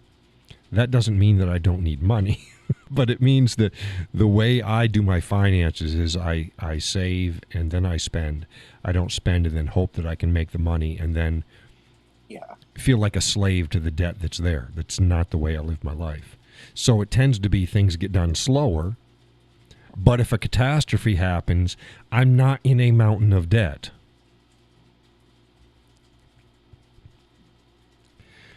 Justin says, that's the rub. I'd certainly like to be my own boss at some point. But there is risk. There is huge risk. People talk shit about the business owners and they're greedy and this, like, yeah. And you still pull a paycheck whether they make money or not. The same way as, greedy landlords. No. You're not fixing the roof. You're not dealing with the electrical system. When the water heater goes out, you're not dealing with it. You go, yeah, well, what I'm paying in rent, I could pay mortgage. Yes, you could. But then it still wouldn't pay for the roof, and it wouldn't pay for the water heater, and it wouldn't pay for the dryer. Wouldn't pay for the stove. So yeah. People need to think things through. Well, it's not so much that you pay for the stove and the dryer, because that might not be included in what you're renting. But the basics, like, say you break a window, or you don't just call a landlord and say, hey, come fix my window. You got to do it yourself. Well, it depends upon how your lease is set up. Right. Yeah. Well, yeah, that's all little stuff anyways. Right. Unless you break a window frame, then it's probably a window pane. You put in a pane of glass. That's pretty easy stuff. But yeah, stoves and dryers and leaky roof and the electrical system and any number of things that can go wrong in home ownership, you've got to foot the bill. Yeah. Speaking from a guy who just had a new roof put on. Yeah, no shit. Yeah, well, but you didn't just have a new roof put on. You had 2 new roofs put on. Yeah. He said, John, you said if you're going to do it right. So. That's right. Oh, my goodness. Never to worry about it again. Yeah. Al says, I've learned new language every day when I'm driving and see the... Yeah. Yeah.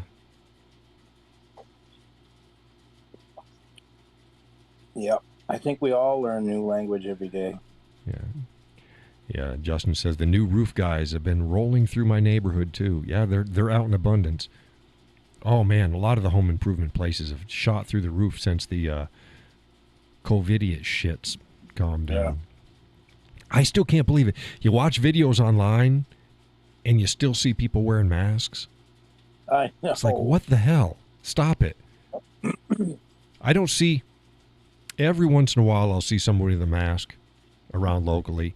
Usually it's people who are like really overweight or they're elderly. That's usually, and sometimes not, but that's usually who they are. But yeah, the general public, you nary a mask.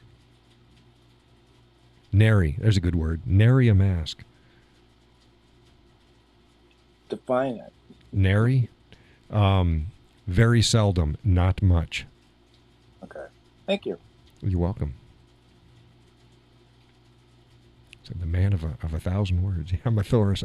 I am a walking thesaurus. Justin, remember I said Justin was asking me. I said there was somebody that when I started going deep into the commentary and writing articles, and he asked me. He says, "Do you talk like that?" Like, yeah, I do. Because he thought some of it might be just a tad bit higher than what some people might. And it's like, look, I'm not going to dumb down my shit. I want people to learn a better vocabulary. But yeah, that was Justin asked me that, the teacher. Like he's like, do you talk like that? It's like, yeah, I do. I do. I can cuss. I'm fine. I can talk like I've got no education, but yeah, I've got quite the vocabulary.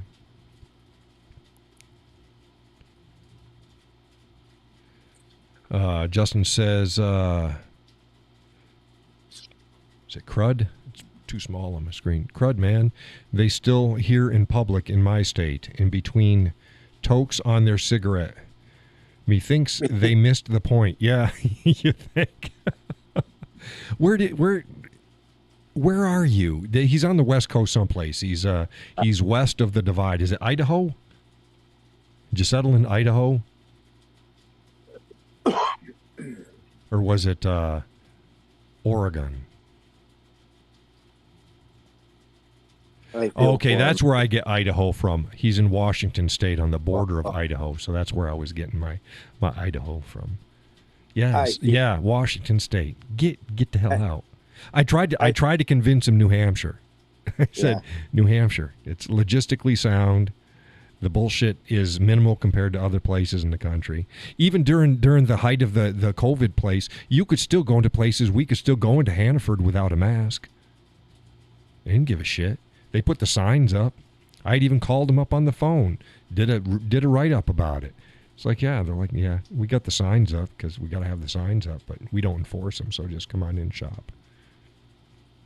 Give us your money. Yeah. Yeah, Justin says, to be honest, I'll be out as soon as possible. We're only here to take care of my mom in her final years. Oh, sorry to hear about that. Yeah. Yeah. Glad you're stepping up. Yeah. And then get the fuck out. It's like he goes from nary to fuck. Nary a fuck do I give. And that's from the thesaurus.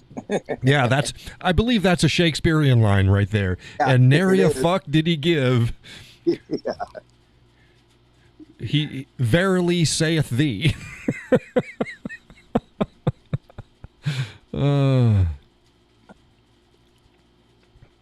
Yeah, he says promises made, got to fulfill them. Yep. Going to bed. Yeah. Said seriously, we have the highest gun prices at the gas prices at the moment, and the worst gun policies. Yeah, I talked about that all the time. I love Colorado. Colorado's a beautiful state. Lucky place to live right now. Yeah, couldn't live it. Can't do it. Boy, I had some my eye on some. Oh, they had this beautiful spread. Pagosa Spring, that's southwest Colorado. Oh, my God. Oh, to live there. Long winters, a lot of snow, but gorgeous. Just gorgeous. But I could never, and there was another one, there was Steely Mountain Ranch is also another. You go back and you type this. Oh, beautiful. Could never live there. Excuse me. If money was no option, where'd y'all like to want to live? Oh, my God. The way I look at it, money's never an option if you want to move badly enough. I'm a logistics guy. I've already said this. I'm a logistics guy. Montana, I think, like the Bitterroot Valley. They call it the banana belt of Montana. It's you still have the Bitterroot Mountains on one side and the Sapphire Range on the other. So it's two mountain ranges. It's where they film Yellowstone, the series, but they filmed that in the southern end of the valley. But even though you've got the mountains on both sides, the whole area is set lower than a lot of other places in Montana and Wyoming. So it's warmer. So you look like every other place, but you're a few degrees warmer. Your winters are more mild. Your summers are a little bit warmer. So they call it the banana belt of Montana. There was a really nice ranch with its back up against it. Just had, I think it's a 4-stall stable. It's a sized right property. So I think you had like 900 acres, 4-stall barn, shop with an extra garage with a living quarters up above. The main house was gorgeous and big, tucked up into the Bitterroot Mountains. Absolutely gorgeous. It's one of those lottery homes, but not stupid lottery homes, just lottery home. It's like, oh, that would have been great. Ride your horse right out your back door into the mountains. To me, that would be heaven. The only thing that really gets me about the whole thing is does anybody remember one of the best things that I love about New Hampshire besides logistics? What is one of the things that I really love doing in New Hampshire? Driving. They got no twisties out there. If they think they do, you don't. You don't have twisties out there.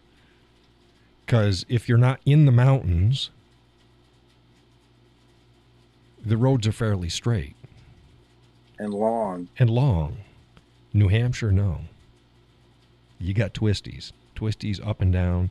You don't have to be in the mountains to drive the twisties.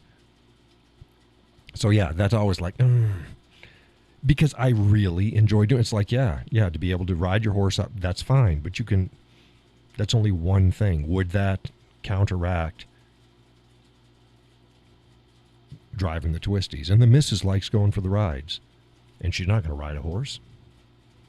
So. No, she wouldn't. No, she wouldn't.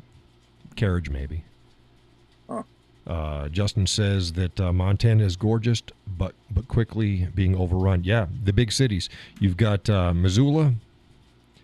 Helen is hit, but it's not really that big. But Bozeman, Bose, LA, all the big population areas. That's exactly how Colorado fell.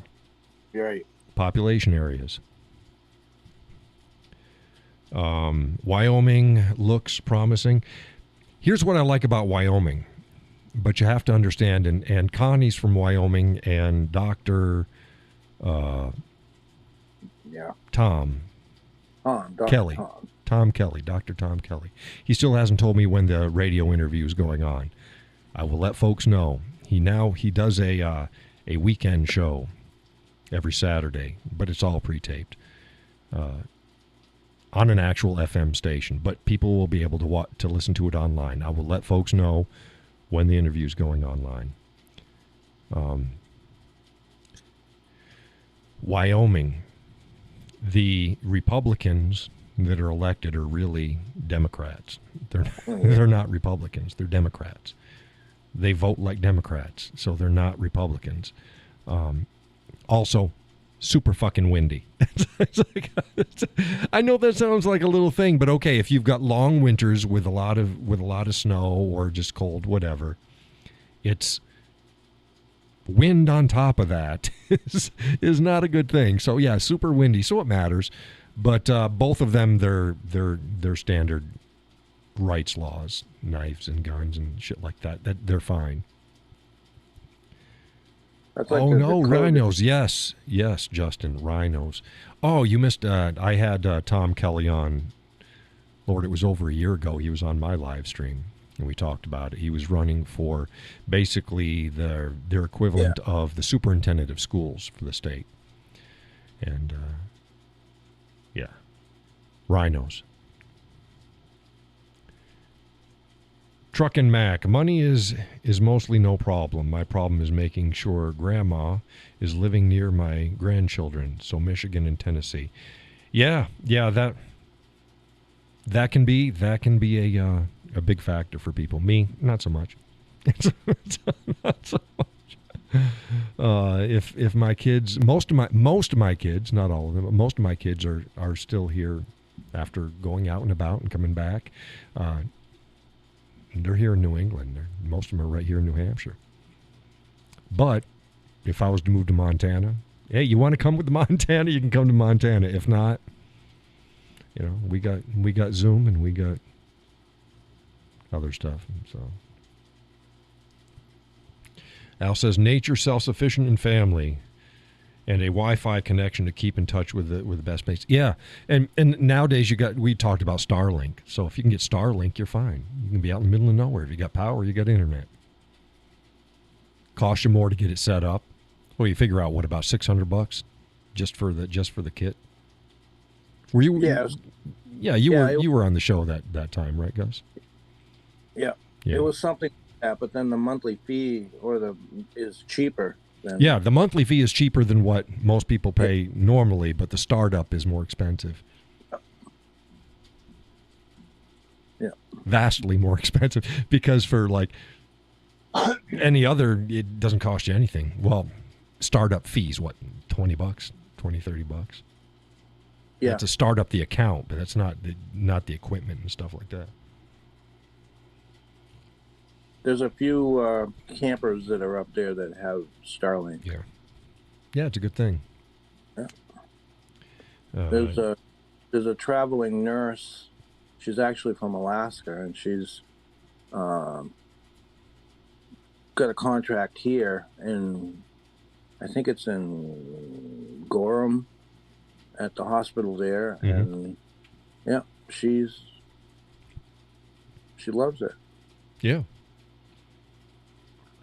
Yeah, Justin says, Montana's got hot springs, amazing fishing, and wide open spaces. Rock Creek, just outside of Missoula, is a little slice of paradise. Yeah, Missoula. Missoula's the upper end of the Bitterroot Valley. Missoula, though, is a college town, and it's full of shit. Yeah, it's one of those liberal paradises. They move in.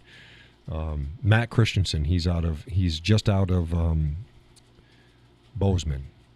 And he's got a channel here. Check out his channel, Matt Christensen. They call it Bose LA. But I laugh because it's like, I'll bet you, even though they've got a lot of liberals there, it's still more conservative than some of the other places around, in other states. Al says, damn, I saw yesterday Pence was considering Christie as vice president. Rhino and Rhino. Yeah, that's not going anywhere. Yeah, I saw an article about him actually being part of the deep state. Which one? Pence? Yeah. Oh, yeah. Pence is. Yeah. I don't worry so much about the deep state. That's the popular term. Look, Politics is politics. The workings of the government, the gears keep grinding and always have, while the figureheads change. Hence the deep state. So, I'm less worried about whether somebody is a part of the working mechanisms of the continual government behind the scenes than I am what that working government is doing. Rhinos of a feather herd together. Yeah. And Christie, he's just a Mr. Camel Toe. Yeah. Don't make me pull up the pictures again. No. Yeah. So I told you before, I do a lot of stuff on YouTube and stuff, and I follow many, many people. And one of the ones that I've been following for quite a few years, I don't know if you're familiar with him, but his name is Wranglestar. His Cody, I can't remember his last name, but I know him. I don't. Yeah. I know of him. I don't know him. Yes. Well, he got into some shit about a couple years ago, didn't he? He just got into some shit this weekend. Again. Rolling Stones Rolling Stone did an article about him and called him an extreme right winger. And I didn't read the article. I'm going to, but they accused him of a lot of things, and he surprised me, and he privatized all of his live streams so that they couldn't be heard. And then after he got several phone calls. He's not a very big fan of law enforcement, Mm-hmm. but he have a few, and they called him and told him that he needed to protect himself and to watch out.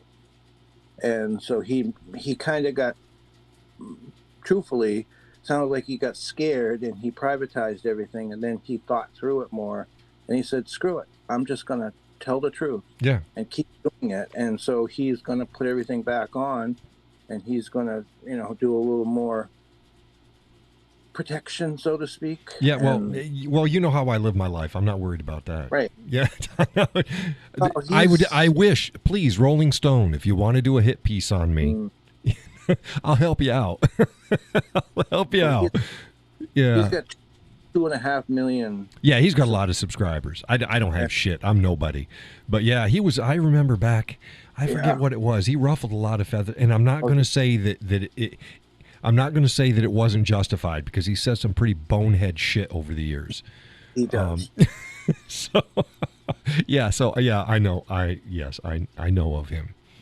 Yeah. I was shocked at that when I just watched his video tonight, and I was like, wow. Yeah, there's a couple of, the Yankee Marshal is sort of similar, but he's just an asshat. But yeah. But yeah, I know exactly who you're talking about. So yeah. So Al said I follow him too. I saw they had a sorry video. Like, I don't follow him. I've caught some of his videos, and I saw the uproar. It was several years ago, and like I said, he says some bonehead shit sometimes. So he's going to catch flack. That's part and parcel with speaking your mind and getting a relatively large following. It's going to happen. You put yourself out there, and you got to expect a little bit. Yeah. And like I said, he says, you know what I'm saying. You know what I'm saying. I do. Yeah. The only thing I will say is because he was higher up in the Forest Service, and he got canned because he let his son wear his helmet, a forest fire service helmet, and he got let go because of that, because that's against their, anybody else. And I was like, that's a bunch of bullshit. It is a bunch of bullshit, but I understand it all because I was in that business. So. Well, this is what I'm very stoic, and I'm a pragmatist, and I've said this about the rules. Right. They can be bullshit the same way as all these articles on, veteran flies a flag outside his house, and the HOA demands he take it down. Good, then fucking take it down. Yeah. Oh, how unpatriotic of you. No. You signed the contract. You agreed, so do the right thing. I do. I understand what you're saying. Yeah. I just think it was bullshit. And there's a lot of bullshit out there. Yeah. I do. I wholeheartedly understand, and I believe the same way you do when it comes to that, because you do put your values and whatnot. So. Oh, and you know me, I live what I say. Right. So it's not, you won't go, oh, well, John said this, and then I saw him do, it's like you won't do that, because I live what I say. The same way as I'm never upset when I get pulled over for speeding or doing something jackass. It's not in my nature. But likewise, again, I don't have envy of the rich. Nope. I don't pity the poor. I just, no. Yeah. So, was that Sally I heard? Yeah, she's on the phone. Yeah. Good evening, Sally. Yeah. So you back down, or are you still up in camp? We did. We came down this afternoon. Oh, okay. Just in time for the rain down here, huh? Well, it rained up there. Oh, it rained up there too? Oh, yeah. I got to say, today's rain wasn't bad. It was just a gentle rain all day long, but it wasn't bad. See, when we got home, it hasn't rained since. So. Oh, well. You pushed it over to my end because it's been raining all day. Just gentle, but all day. Yeah. No, it rained a little here and there up there, and it was all right. We had one night where we had some pretty good thunderstorms roll through, but we were able to get out a couple of nights, and I actually laid on the deck and was watching the meteor showers. That was pretty good. Oh, good. So there are a lot of them. I didn't see any. I wasn't looking. I wasn't outside. Yeah, I wasn't outside. Yeah, like you might have missed. We've had the stomach bug at the house, so it's like we're not having fun. We're just not sleeping at night, and then have to watch it all day. So. Well, that's not good. I'm sorry. No, that's okay. I think we're on the back end of it now, so that's no pun intended. Right. But you hope. Yeah, I hope. Yeah, Justin says, having lived in a country for 8 years that rained twice a year tops, I have a new appreciation for precipitation. No, I get it. And Washington State. You're on the eastern side, so not so much. But you get closer to the coast, it's like it's a rainforest there. Yeah. You're always getting rain. Truckin' Mac. Is this the first time on the show? I don't remember the name. He says, ever since they announced global boiling, Michigan has been having the softest summer in memory. Not too hot, not too cold. Too rainy, too dry, too buggy. Buggy, oh my God. This has been a horrible, horrible time for bugs in the Northeast this time. He says, yes, we've chatted on Facebook a few times. When the show on the live stream or on the open page. I don't remember him from the live stream. Yeah, you must have. What name did you were you using there on Facebook? Truckin' Mac. Justin goes, hurry up and buy your electric car at Truckin' Mac. Yeah. Words, perhaps Bruce C. Linder.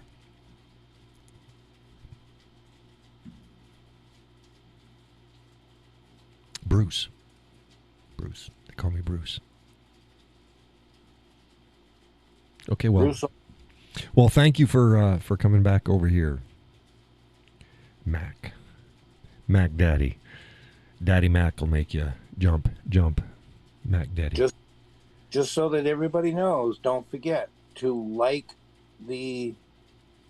Yes, like the shows. Everybody that comes to the shows, like it. Like it. Oh, and also make a comment underneath the shows. I mean, it's great that you guys are chatting.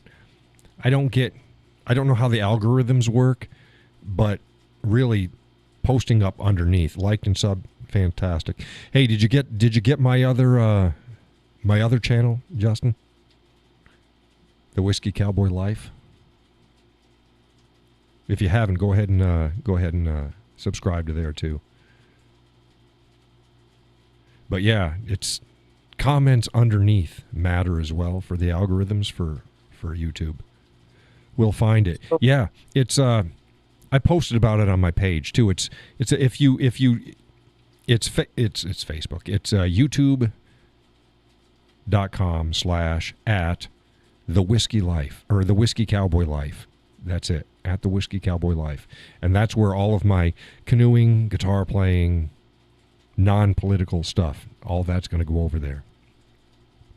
You should put a pinned comment underneath your show tonight for that, because if I click, and this is only me, but if I click on it on Facebook, I'm not signed in, so it tells me I have to sign in, and I go, oh yeah. See, I'm signed in everywhere.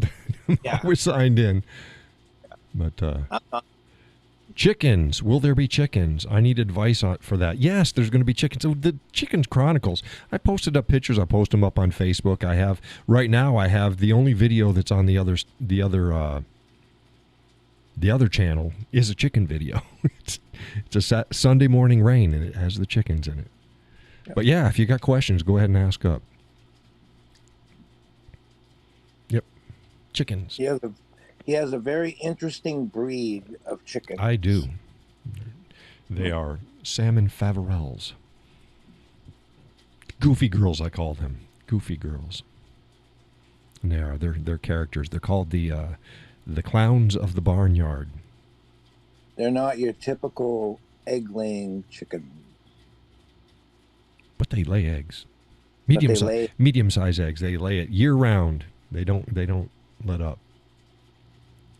Your chickens have bell bottoms. Yeah, pantaloons. That's more like pantaloons, and then with slippers on their feet. Yeah, they got feathers all the way down, and then feathers covering their feet, and an extra toe. So they got, instead of 4, they got 5. Easier for them to flip you off. Yeah.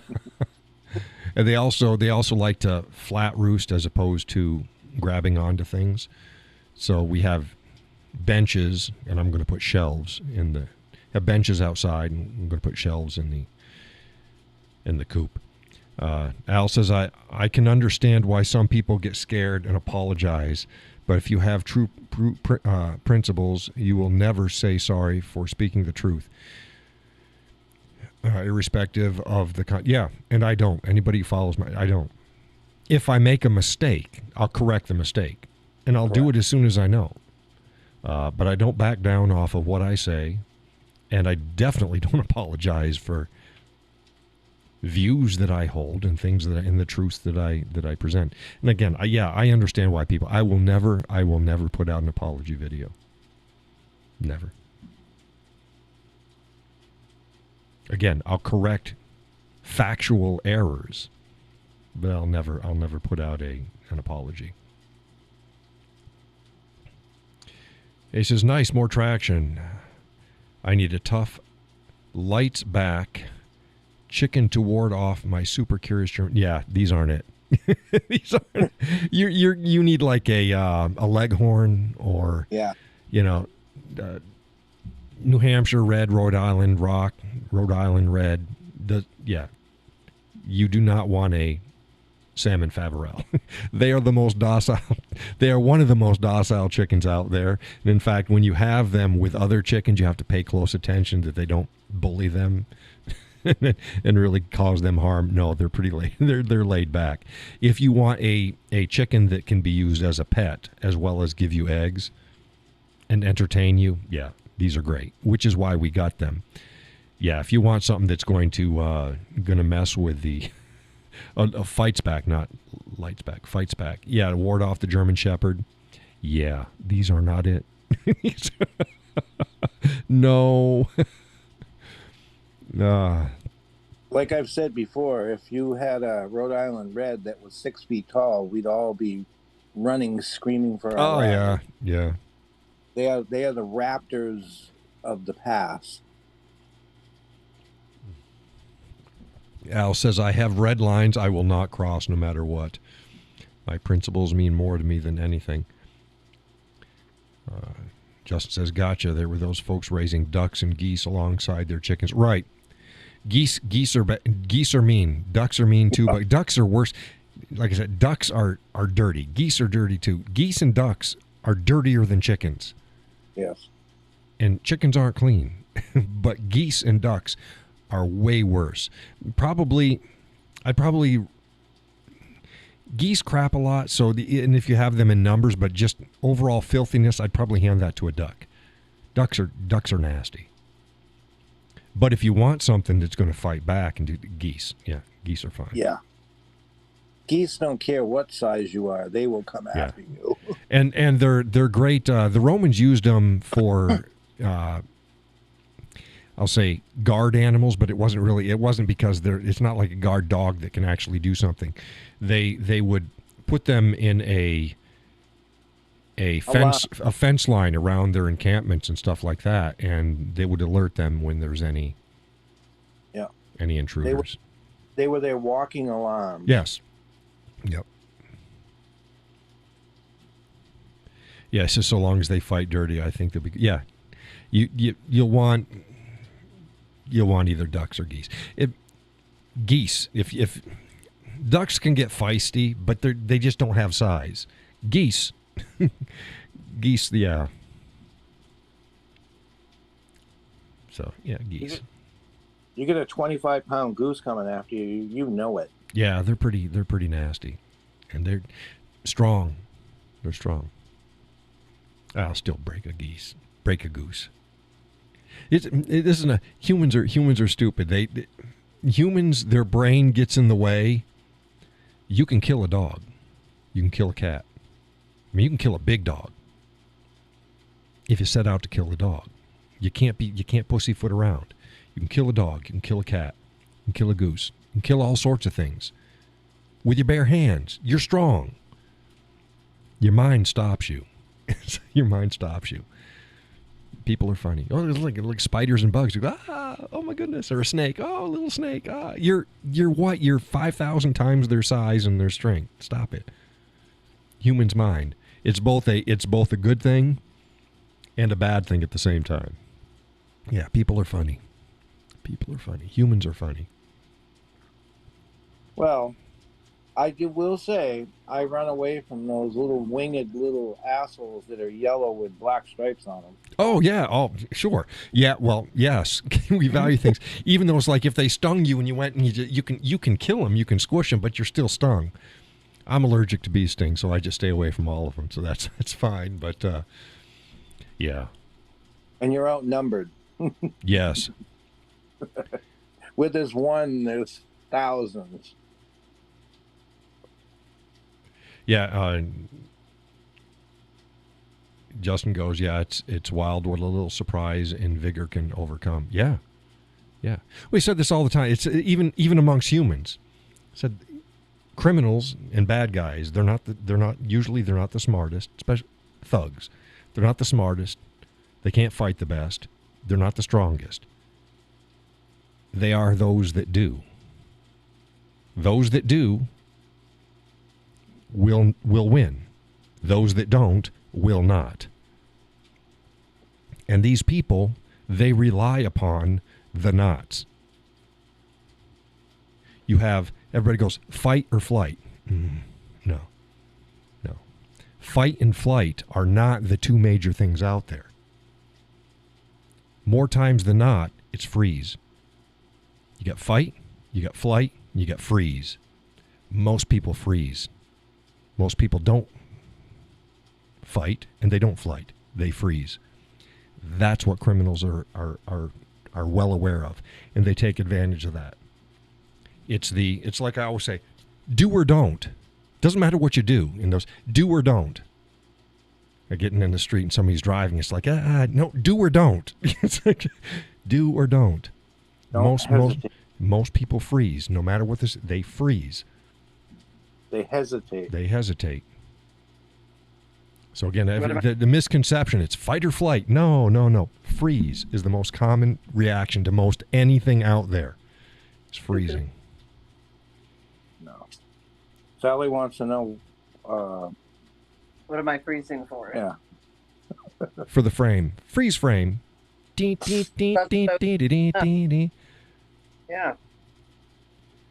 I didn't know if we were playing freeze frame. No.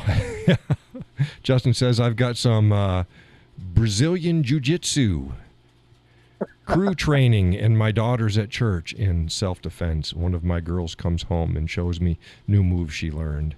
Immediately lays on her back and gets in position for this move. I told her to stop. She's already, yeah. It isn't. I've ranted about this and I've posted about this. What pisses me off about these, a lot of these martial arts or self-defense things, is they teach kids and girls bullshit. They teach them how to dance with people that's going to do exactly what they're, yeah. Oh, come at me and no, come at me this way. It's like, because it's like, stop it. Stop training them this bullshit. The same way as karate and combat martial arts are not the same things. A street fighter who's good at street fighting, not a single martial arts training done. Well, because street fighting is a martial art. can take out a black belt in karate without any problems, because they're not the same things. That does not mean that these Asian martial arts don't have a place. They do. They can be fantastic. But they're being sold for a lot of situations that it just doesn't apply to. How many things were you taught in the service could be your weapon? Oh, just anything. Anything. That's right. Yeah. Anything can be your weapon. I'm okay. Yeah. You learn a certain set of skills. You have a skill set that can be transferred into any number of different things. Right. From your coffee cup to a coffee mug to your keys to your key fob for your car to anything. Glasses, anything. I don't want to break my glasses. Oh no. No, but see, they can't hit you with glasses on, right? So glasses don't hit me. But yeah, Justin says, needless to say, we're going to get some more reps at the range to balance things out. Yeah. Yeah, well, guns are good too. But you'll hear me say all the time, they're usually, in most cases, not your go-to. That's not the weapon of choice. Oh, if it's an emergency, don't draw your gun, because it's too late. If it's an emergency and you've got time, that's fine. But if you can get out of there, get out of there. Get a knife. I tell people, get a knife. Get a good knife. You don't need any real skills for a knife. A push knife works really good too, because it fits in your hand well. It's secure. All you got to do is, if you can touch somebody, you can use a knife. So somebody draws a gun, close distance. Someone draws a knife, run. So yeah, if they're close enough, and 30 feet or closer, don't draw your gun. Just leave it alone. He says one of the best absolute scenes of the Bourne movies was when he gets attacked by a knife, can't get away, and rolls up a magazine and goes to town on the guy. Yeah, because it's a stick, a magazine, a knife. Everything's a weapon. But yeah, with a knife, you want to, if you can wrap clothing or something, if you got a jacket, wrap it around your arm, because it's going to help. Get away if you can. But yeah, any other weapon that you can get distance with them is a good thing. They used a lot of alternative weapons too, didn't they? Didn't they have a knife scene where they were using a pen? Is it a pen or a pencil? He was using a book. He was using a book books are great. They tell a story.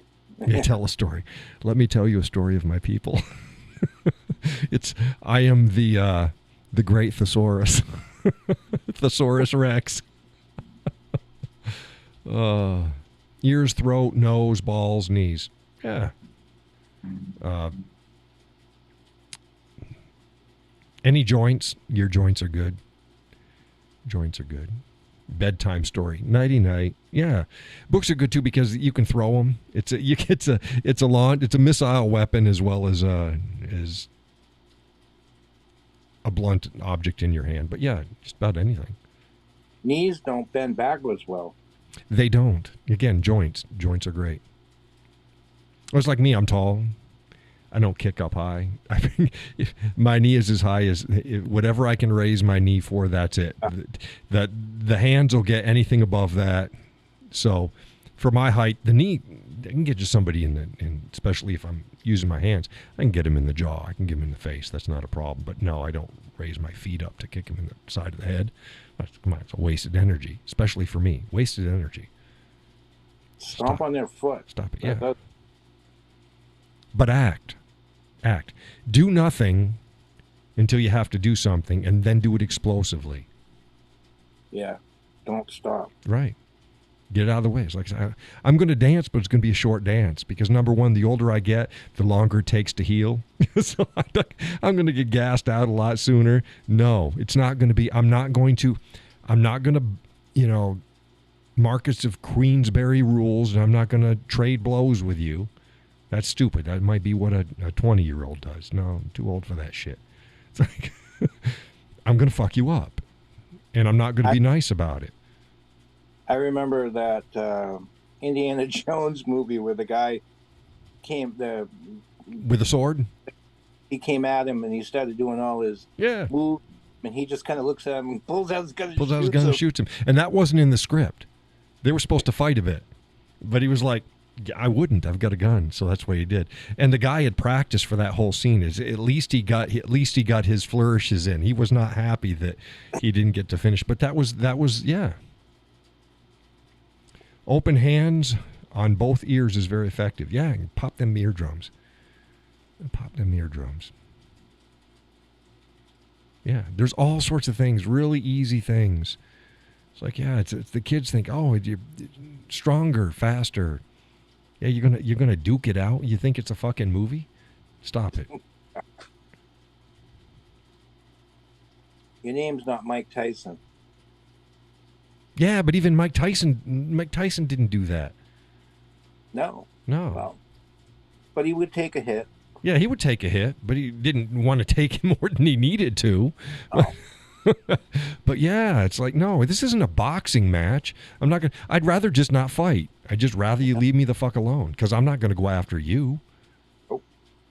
Like, just go away. But if you push the issue, I'm not going. We'll dance, but it's going to be a short dance. I'm too old for this shit. Justin said the swordsman in that in that indie movie did sell it though. Yeah, he did a good job. It was supposed to be more than that though. It was supposed to be more than that. But yeah, it makes sense. You got a gun, use the gun. And you notice how far apart they were. He didn't close with him. He was 60, 70 feet away from him. Yeah. It's like, yeah, that's when you use a gun. Yeah. Stupid. So yeah, again, folks know me. I've got all sorts of shit. I'm like Batman. I've got a gun and knives and this and that, and I've got all sorts of shit. Always be prepared, but use the right tool. That's another thing in policing. I think they give them too many damn tools. Yeah. And don't get me started. I've said this before. Don't get me started on female police officers. Don't get me started. They're forced every single time. They're forced to pull a taser or a gun and shit like that in situations that if they were strong enough, big enough, and knew how to handle themselves, they wouldn't need those tools. Everything's escalated. Now, what were you going to say, Gus? You notice I didn't go anywhere with that one. Didn't go anywhere. Yeah, you've heard it. You heard it too many times, and I don't apologize for that. Been there, done that. Worked with them. No. Oh, some guys, yeah, and there's a lot of guys that shouldn't be police officers either. But guys start with a base level of just raw physicality that the females don't have. Oh, but I knew this. Yeah, okay, you knew this. You knew this person that was, okay, whatever. Good. Let's say it's absolutely true. Doesn't change the reality of the situation for the vast majority. Vast majority. Justin says, lady rolls up and it's an instant Freudian case with the perp who's never honored his mother. Yeah.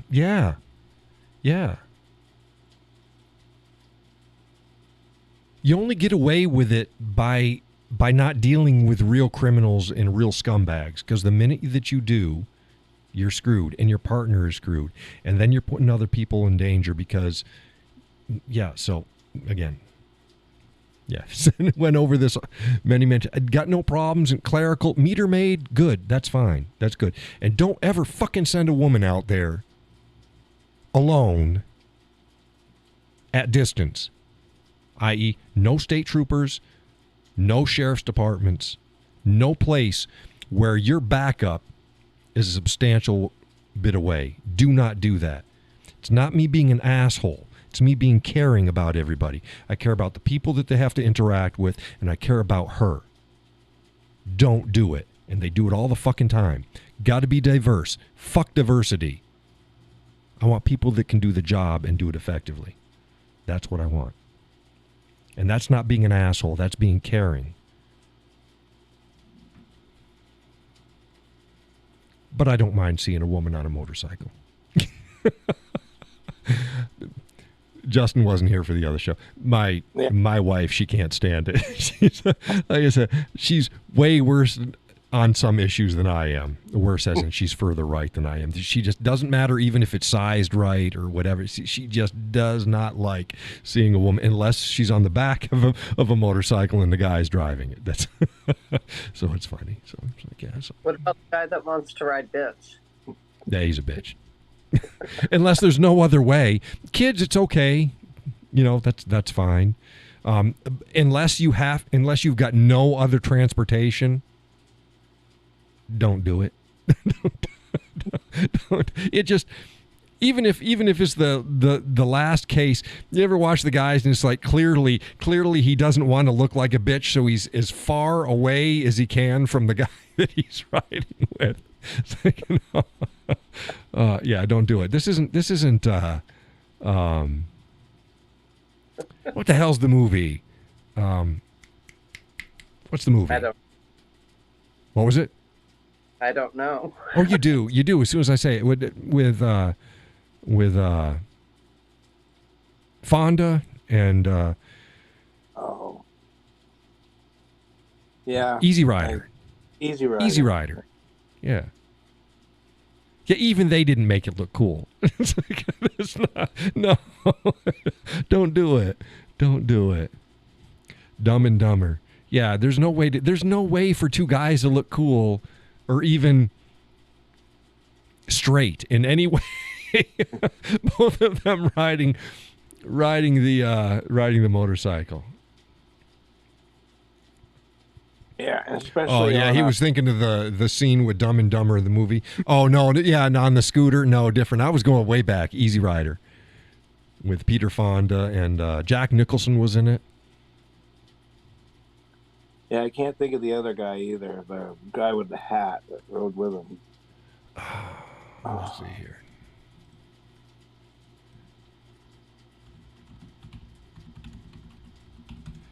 Let's see here. You're going to say his name, and I'm going to go, yeah. Either that or he's going to be texting you at 3 o'clock in the morning saying it was so-and-so. Yeah, it's You wake up to my text tomorrow morning. Dennis Hopper. Dennis Hopper. Dennis Hopper. That's good. Yeah. Yeah. It was Jack Nicholson, Peter Fonda, Luke Askew, Dennis Hopper. Oh, but Luke Askew was a stranger on the highway. He wasn't one of the main ones. But yeah. Yeah, Dennis Hopper. Yeah, Dennis Hopper, another movie he was in was a small role, but very memorable. He played the recorder that went native in Apocalypse Now. Oh, yeah. You see it at the end of the movie. Yes. Yeah. And then he played in that movie Duel. Yeah. Yeah. With the truck. Whiskey says, "Damn, you're showing your age with that one." It is what it is. It is what it is. Who cares? It's just a number. Yeah. It's a number. It's a big fucking number, but it's. I do it right. Everything's big. But no, what were you saying, Sally? I said we turned 36 this year. You turned 36 this year. Awesome. Yeah. I thought you were about 32.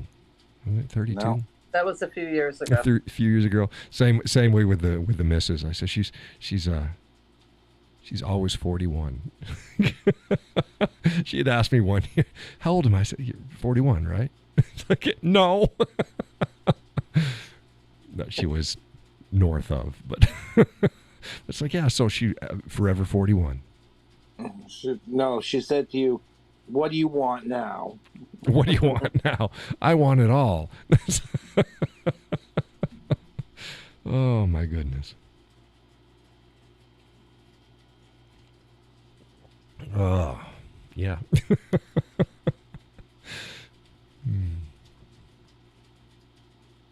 Yep. Yeah, I got to get out, man. I didn't go canoeing last week. Just too damn busy. And now this week we've got all rain. which is Really? last week we have rain too. We had, well, not all week. 2 days we've had rain. Well, it's only freaking Tuesday. So 2 days this week. So yeah, rain. I've had rain both days. Yeah. Did you watch any of the I'm going to say it wrong, Perseids meteor shower? No, I didn't. Oh, it was beautiful. Yeah, you missed the stomach bug thing. You were on the phone. Yeah, we've had stomach bug going through the house, so we haven't been enjoying outdoors and nice leisurely evenings. And to go outside is to get the fresh air. yeah, well, yeah, we try to get out there in the afternoon for a few hours, but yeah. But no, we didn't see it. Gus was saying that he laid out there and looked up into the stars. He did. Yeah. I told him I wasn't going to help him out. Okay, roll over and then push yourself up. You can do it. Yep. Hands and knees and find yourself something and climb up. You're like my little climbing. Yeah. Justin says, guys, I gotta roll here. Got to get more studying in tonight. Thanks for the chat and what a great show. Hope you jump in again real soon. Hey, thanks for stopping in, Justin. Yeah. Have a great evening. Give the best to the family. No. I'll keep the best. Give him my second best. No. Judy says that she wants rain. It says, Rain, you don't have global boiling. Yeah, like this wasn't really. It's look. Only people who haven't lived a couple years believe that horse shit anyways, because we can all remember times when we've had worse winters, hotter summers. Hell, remember, we had the Dust Bowl. Yes. In the United States. So it's like, stop it. Stop it. Do you hear the idiot, one of the representatives from Hawaii, saying that the global warming is what caused that fire? I'm like, are you nuts? Yeah, bullshit. I'm not so sure what caused it. There's a lot of conspiracies going around, but no, not global warming. It's planned for agricultural purposes. Yeah, there's a lot of theories going around. It's something I was asked the last show. I was asked about it. It's like, yeah, I have empathy for the people that are living there, but that's about it. I have, other than that, I've got no real. Things haven't been sorted out. I don't know the deal. It's another natural disaster. They happen. Yeah. Well, look at Canada. Half of Canada is burning down. Yeah. I'm not a big on those things too. People are pissing and moaning that the federal government isn't doing enough. No, the federal government does too damn much as it is. I'm a believer that less is more. I do not believe that it's the federal government's job to go in and save places and throw cash around from the federal taxpayers to handle situations. I have empathy, but it's not, if it's not an infrastructure issue or something like that, it's not their job. It's not their job. Let the community and the people, surrounding communities, people, take care of the problem. Because that's the way it used to be. Shit, you go back to the 1880s and something happened out in the Continental Divide. The government wasn't running in there to, save people. No, people help people. Government takes people's money and does bullshit stuff, and there's always more waste than anything else, and it's a shit show. People help people. Stop relying on the government. That's why I don't get, the President Biden didn't do this. Look, I didn't give a shit when they were bitching about Bush doing flyovers. I didn't care. I didn't care whether Obama went to this place after something, or Clinton went to this place after something, and Bush went to this place or didn't go to this place, and Biden. I don't care. It's a shit show anyways. Look, they're more of a distraction when they go it makes people feel good. Fuck that. You're spending how much money doing a fucking flyover?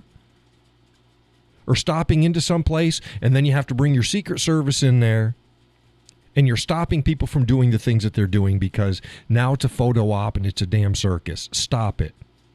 Stop Look it. at 9. What was that? I said, look at 9/11 when Bush went in there. Yeah, I mean, and it's fine. It's fine.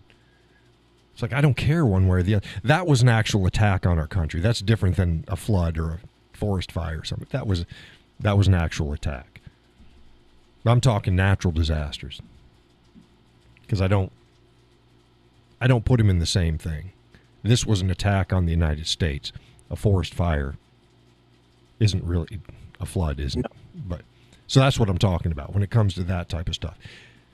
I care more about attacks than I do natural disasters. But yeah, it becomes a shit show. So stop it. So Biden's not. I don't care. I don't care. If he's not running off to Hawaii, it's not spending my taxpayer money, and he's not getting in the way. Stay in your basement. Yeah. Yet the government that does the least is the best. So I say stop. Oh, the government needs to shh. Stop. No, the government doesn't. You need to. Your neighbors need to. Your community needs to. The state government needs to deal with state stuff. Your town government needs to deal with town stuff. Neighborhoods deal with neighborhood stuff. Families deal with family stuff. Federal government, stay the fuck out of everything. Make sure everybody plays well together. That's it. That's their only fucking role. Protecting the country as a whole and making sure the states play together. That's fucking it. Let's go back to that. Less is more. We need more Calvin Coolidge.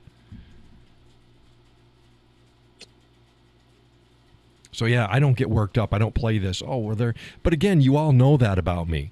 It's like I don't go, oh gee, I'm going to make a big deal about something when Biden does or doesn't do it. And it's like, yeah, but I didn't with the other ones either. I don't care. There's things I care about and there's things that I don't. I'm going to call the balls and the strikes as they are.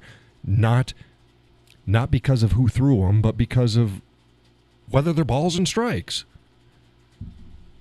When it comes to government, just stop it. Just no. Oh, Jesus was a socialist. He was not. Jesus Christ was not a socialist. Well, he said that you're supposed to, yeah, you. Jesus didn't ever say, hey, why don't you give your money to the Romans and have them take care of the shit. No, he said, you help the poor. You help the needy. You help your family. And he also said, those who do not eat, or those who do not work, do not eat. This whole idea, welfare, we're going to take care of everybody. No, that's not biblical. Jesus didn't say, we're just going to take care of everybody. It's the old, it's the affirmed, it's those who can't take care of themselves, the young. Oh, there's no jobs. Bitch, if you're living in a community that has a shit ton of people, there's jobs. Even if you have to be the boss. Because there will be needs. Everybody sit on their ass and have the government, see Big Daddy G coming in again. No jobs. Just give everybody fucking money. It's like, universal income. Because if people had more money, they'd suddenly start being poets and painters and musicians and everything like that. And it's like, really? Have you looked at the welfare system out there? There's people for generations have been living off of the hard work and labor of everybody else. They're not making pretty music. They're not making paintings. And they're not picking up the fucking trash in front of their house. People are poor because they make bad choices in life, and that doesn't change by giving them money. Nope, they still make the same choices. Right. And money amplifies. You may think that it's going to take care of some things. If you were shitty with money before you get money, you're going to be shitty after you have money. It just amplifies. Because why do you think rock stars live the lives they do? Actors and actresses live the lives they do. Because money amplifies. They were shitbirds. They couldn't do shit and they're on drugs. It just amplifies everything. Makes it easy. And they find themselves in a world of crap. No, you have to change people's choices and actions in life. It's like crime. Oh, these poor neighborhoods, they have a lot of crime because they're poor. No, you're poor because you're a bunch of criminals and you can't make good decisions. That's it. It's not the other way around. It's simple. But no, can't do that. Got to be nice. No. It's everybody else's problem. LBJ has a lot to answer for. Yeah, don't get me started on LBJ. Yeah. People fall for this shit. Go ahead, Gus. Common sense doesn't exist much anymore. No. It's like you think that love is just accepting, tolerating, and promoting all the bad shit because doing otherwise is going to make somebody feel hurt? Oh, Stop it. Stop too it. bad. So I say, if people think that I'm an asshole, well, I may be. But if you listen to what I'm saying, it does not come from, none of the stuff that I say comes from a bad place. None of it comes with ill intent. In fact, quite the opposite. I believe people can do the right thing. I believe people can follow the law. I believe that people can treat each other with respect and dignity, regardless of their income, their education, or their location. So I don't fall for the bullshit that you can't do and be the right things because you're X, Y, and Z. Fuck that. Yes, you can. Laurel says, I've got to get some sleep. Hope you all have a good night. Hey, thanks for stopping in, Laurel. Right, Laurel. Yeah, it's but I'm a racist and I'm a bigot and I'm full of hate. It's like, really? No. The racist and the bigot thinks that people that are poor can't do the right thing. People who are a minority can't do the right thing. That they're too stupid or somehow unable to make the right choices in life. They're just puppets. They can't do anything for themselves. That's pretty fucking racist and bigoted to me. I happen to think otherwise. I hold them to higher standards because I believe that they're capable of higher standards.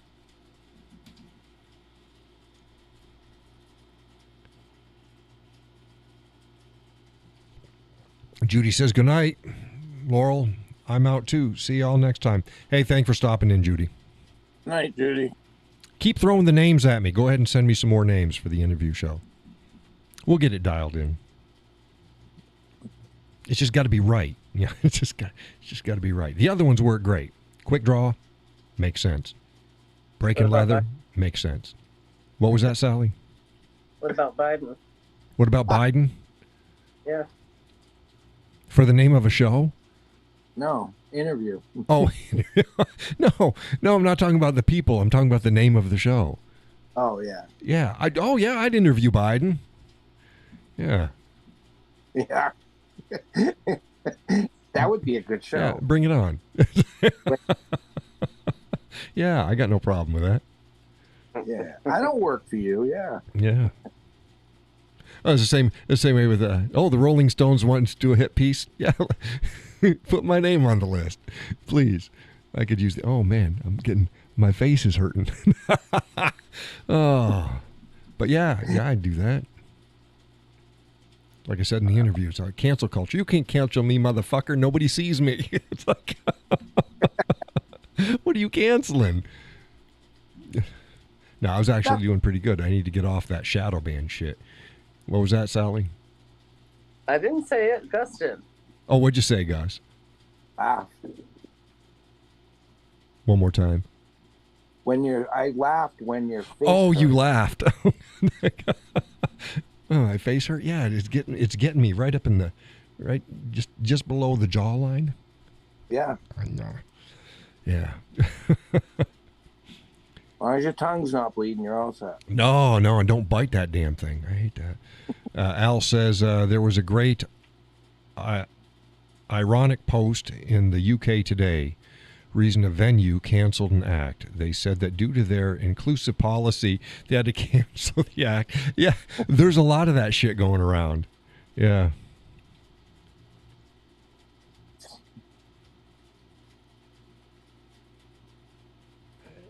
Judy says, I got you. I'll be thinking, good. Good. But, yeah, that's the same way with, because everybody's so racist, we're going to self-segregate ourselves. So it's like, really? Excuse me. Really, you're going to have people of color areas only on your campuses? That's pretty fucking racist. Huh. It's stupid. That's like stepping back into the 40s and 50s, huh? Yeah, you're doing shit that your grandparents fought against. Self-segregating? You're an idiot.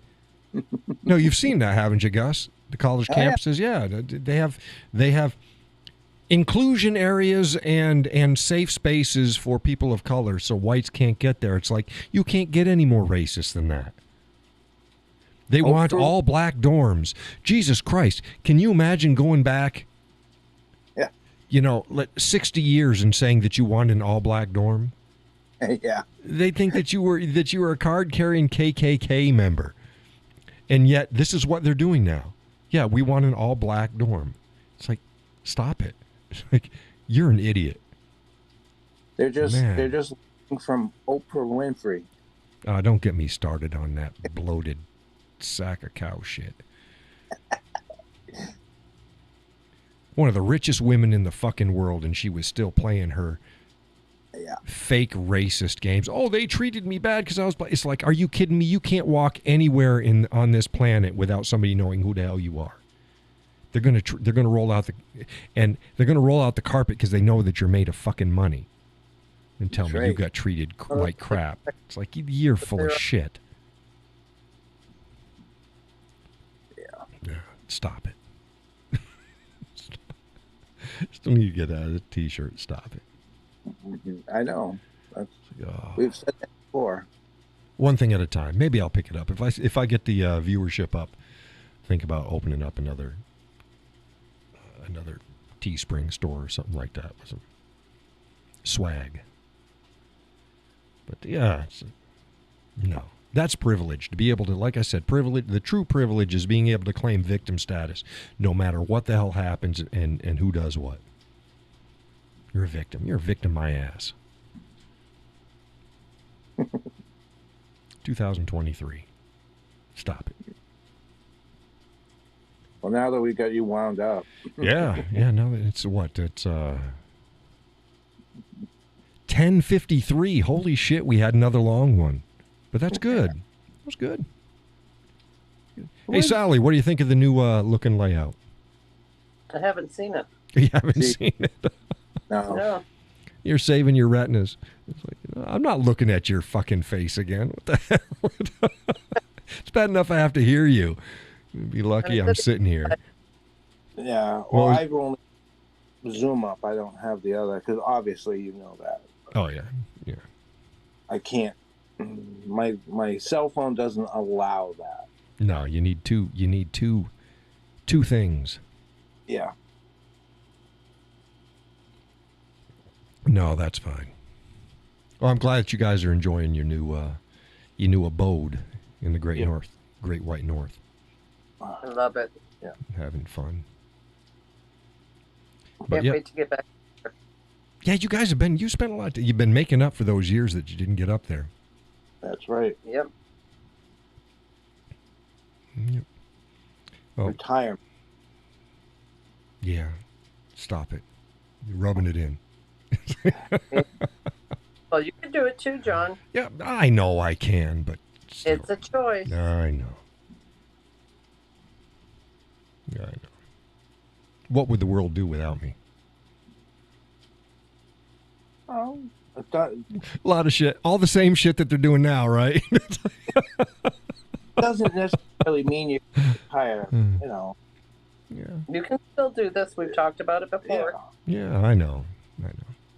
You go, damn, John could have scaled things down, and he's jumped back in it, both feet. Yeah, that's all right. Little boy jumped in the pile of shit, came out, we all pissed off. He jumped off the roof and jumped in. Yeah, went up to here.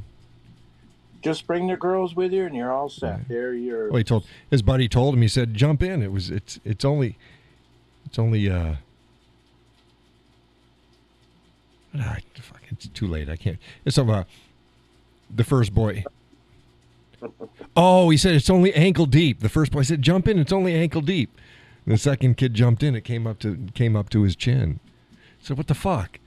He said it was only ankle deep. He said, "Well, I jumped in head first." It would great if I'd remember the joke the first time, but it's a funny joke. It's all about perspectives. All about perspectives. Well, on the next show because not everybody's been on to hear it. Yeah, well, I won't remember it. Hey, John, yeah, remember that the pile of shit joke? It's like, oh yeah, jumping off the barn roof into the pile of shit. Yeah, go ahead, jump in. It's only ankle deep. That's our society. It's only ankle deep. Yeah. Yeah. We'll get it sorted out. We need to do it because, like I said, I'm not this doom and gloom kind of guy. Shit ain't going to explode tomorrow, but things building up. And if we don't get things back on track as a nation, our great-grandchildren are going to have hell to pay. Yeah, they'll be doomed. Yeah. I think we can turn it around. But all right. Thank you, everybody, for joining the show tonight. Remember to like, share, subscribe. Make a comment underneath the show. Even if it's, hey, great show, had a great time. Keep your shit jokes to yourself. Whatever. Anything, because it helps with the algorithms. And then YouTube will share it with more people. Subscribe to my second channel. That's / The Whiskey Cowboy Life. Or it's @ The Whiskey Cowboy Life. I will put up a link underneath the show anyways for folks. But thank you. See you online. See you tomorrow. Next show is Thursday. Hopefully I'll even tweak some things even more by then. And get some rest. God bless. Take care. Good night.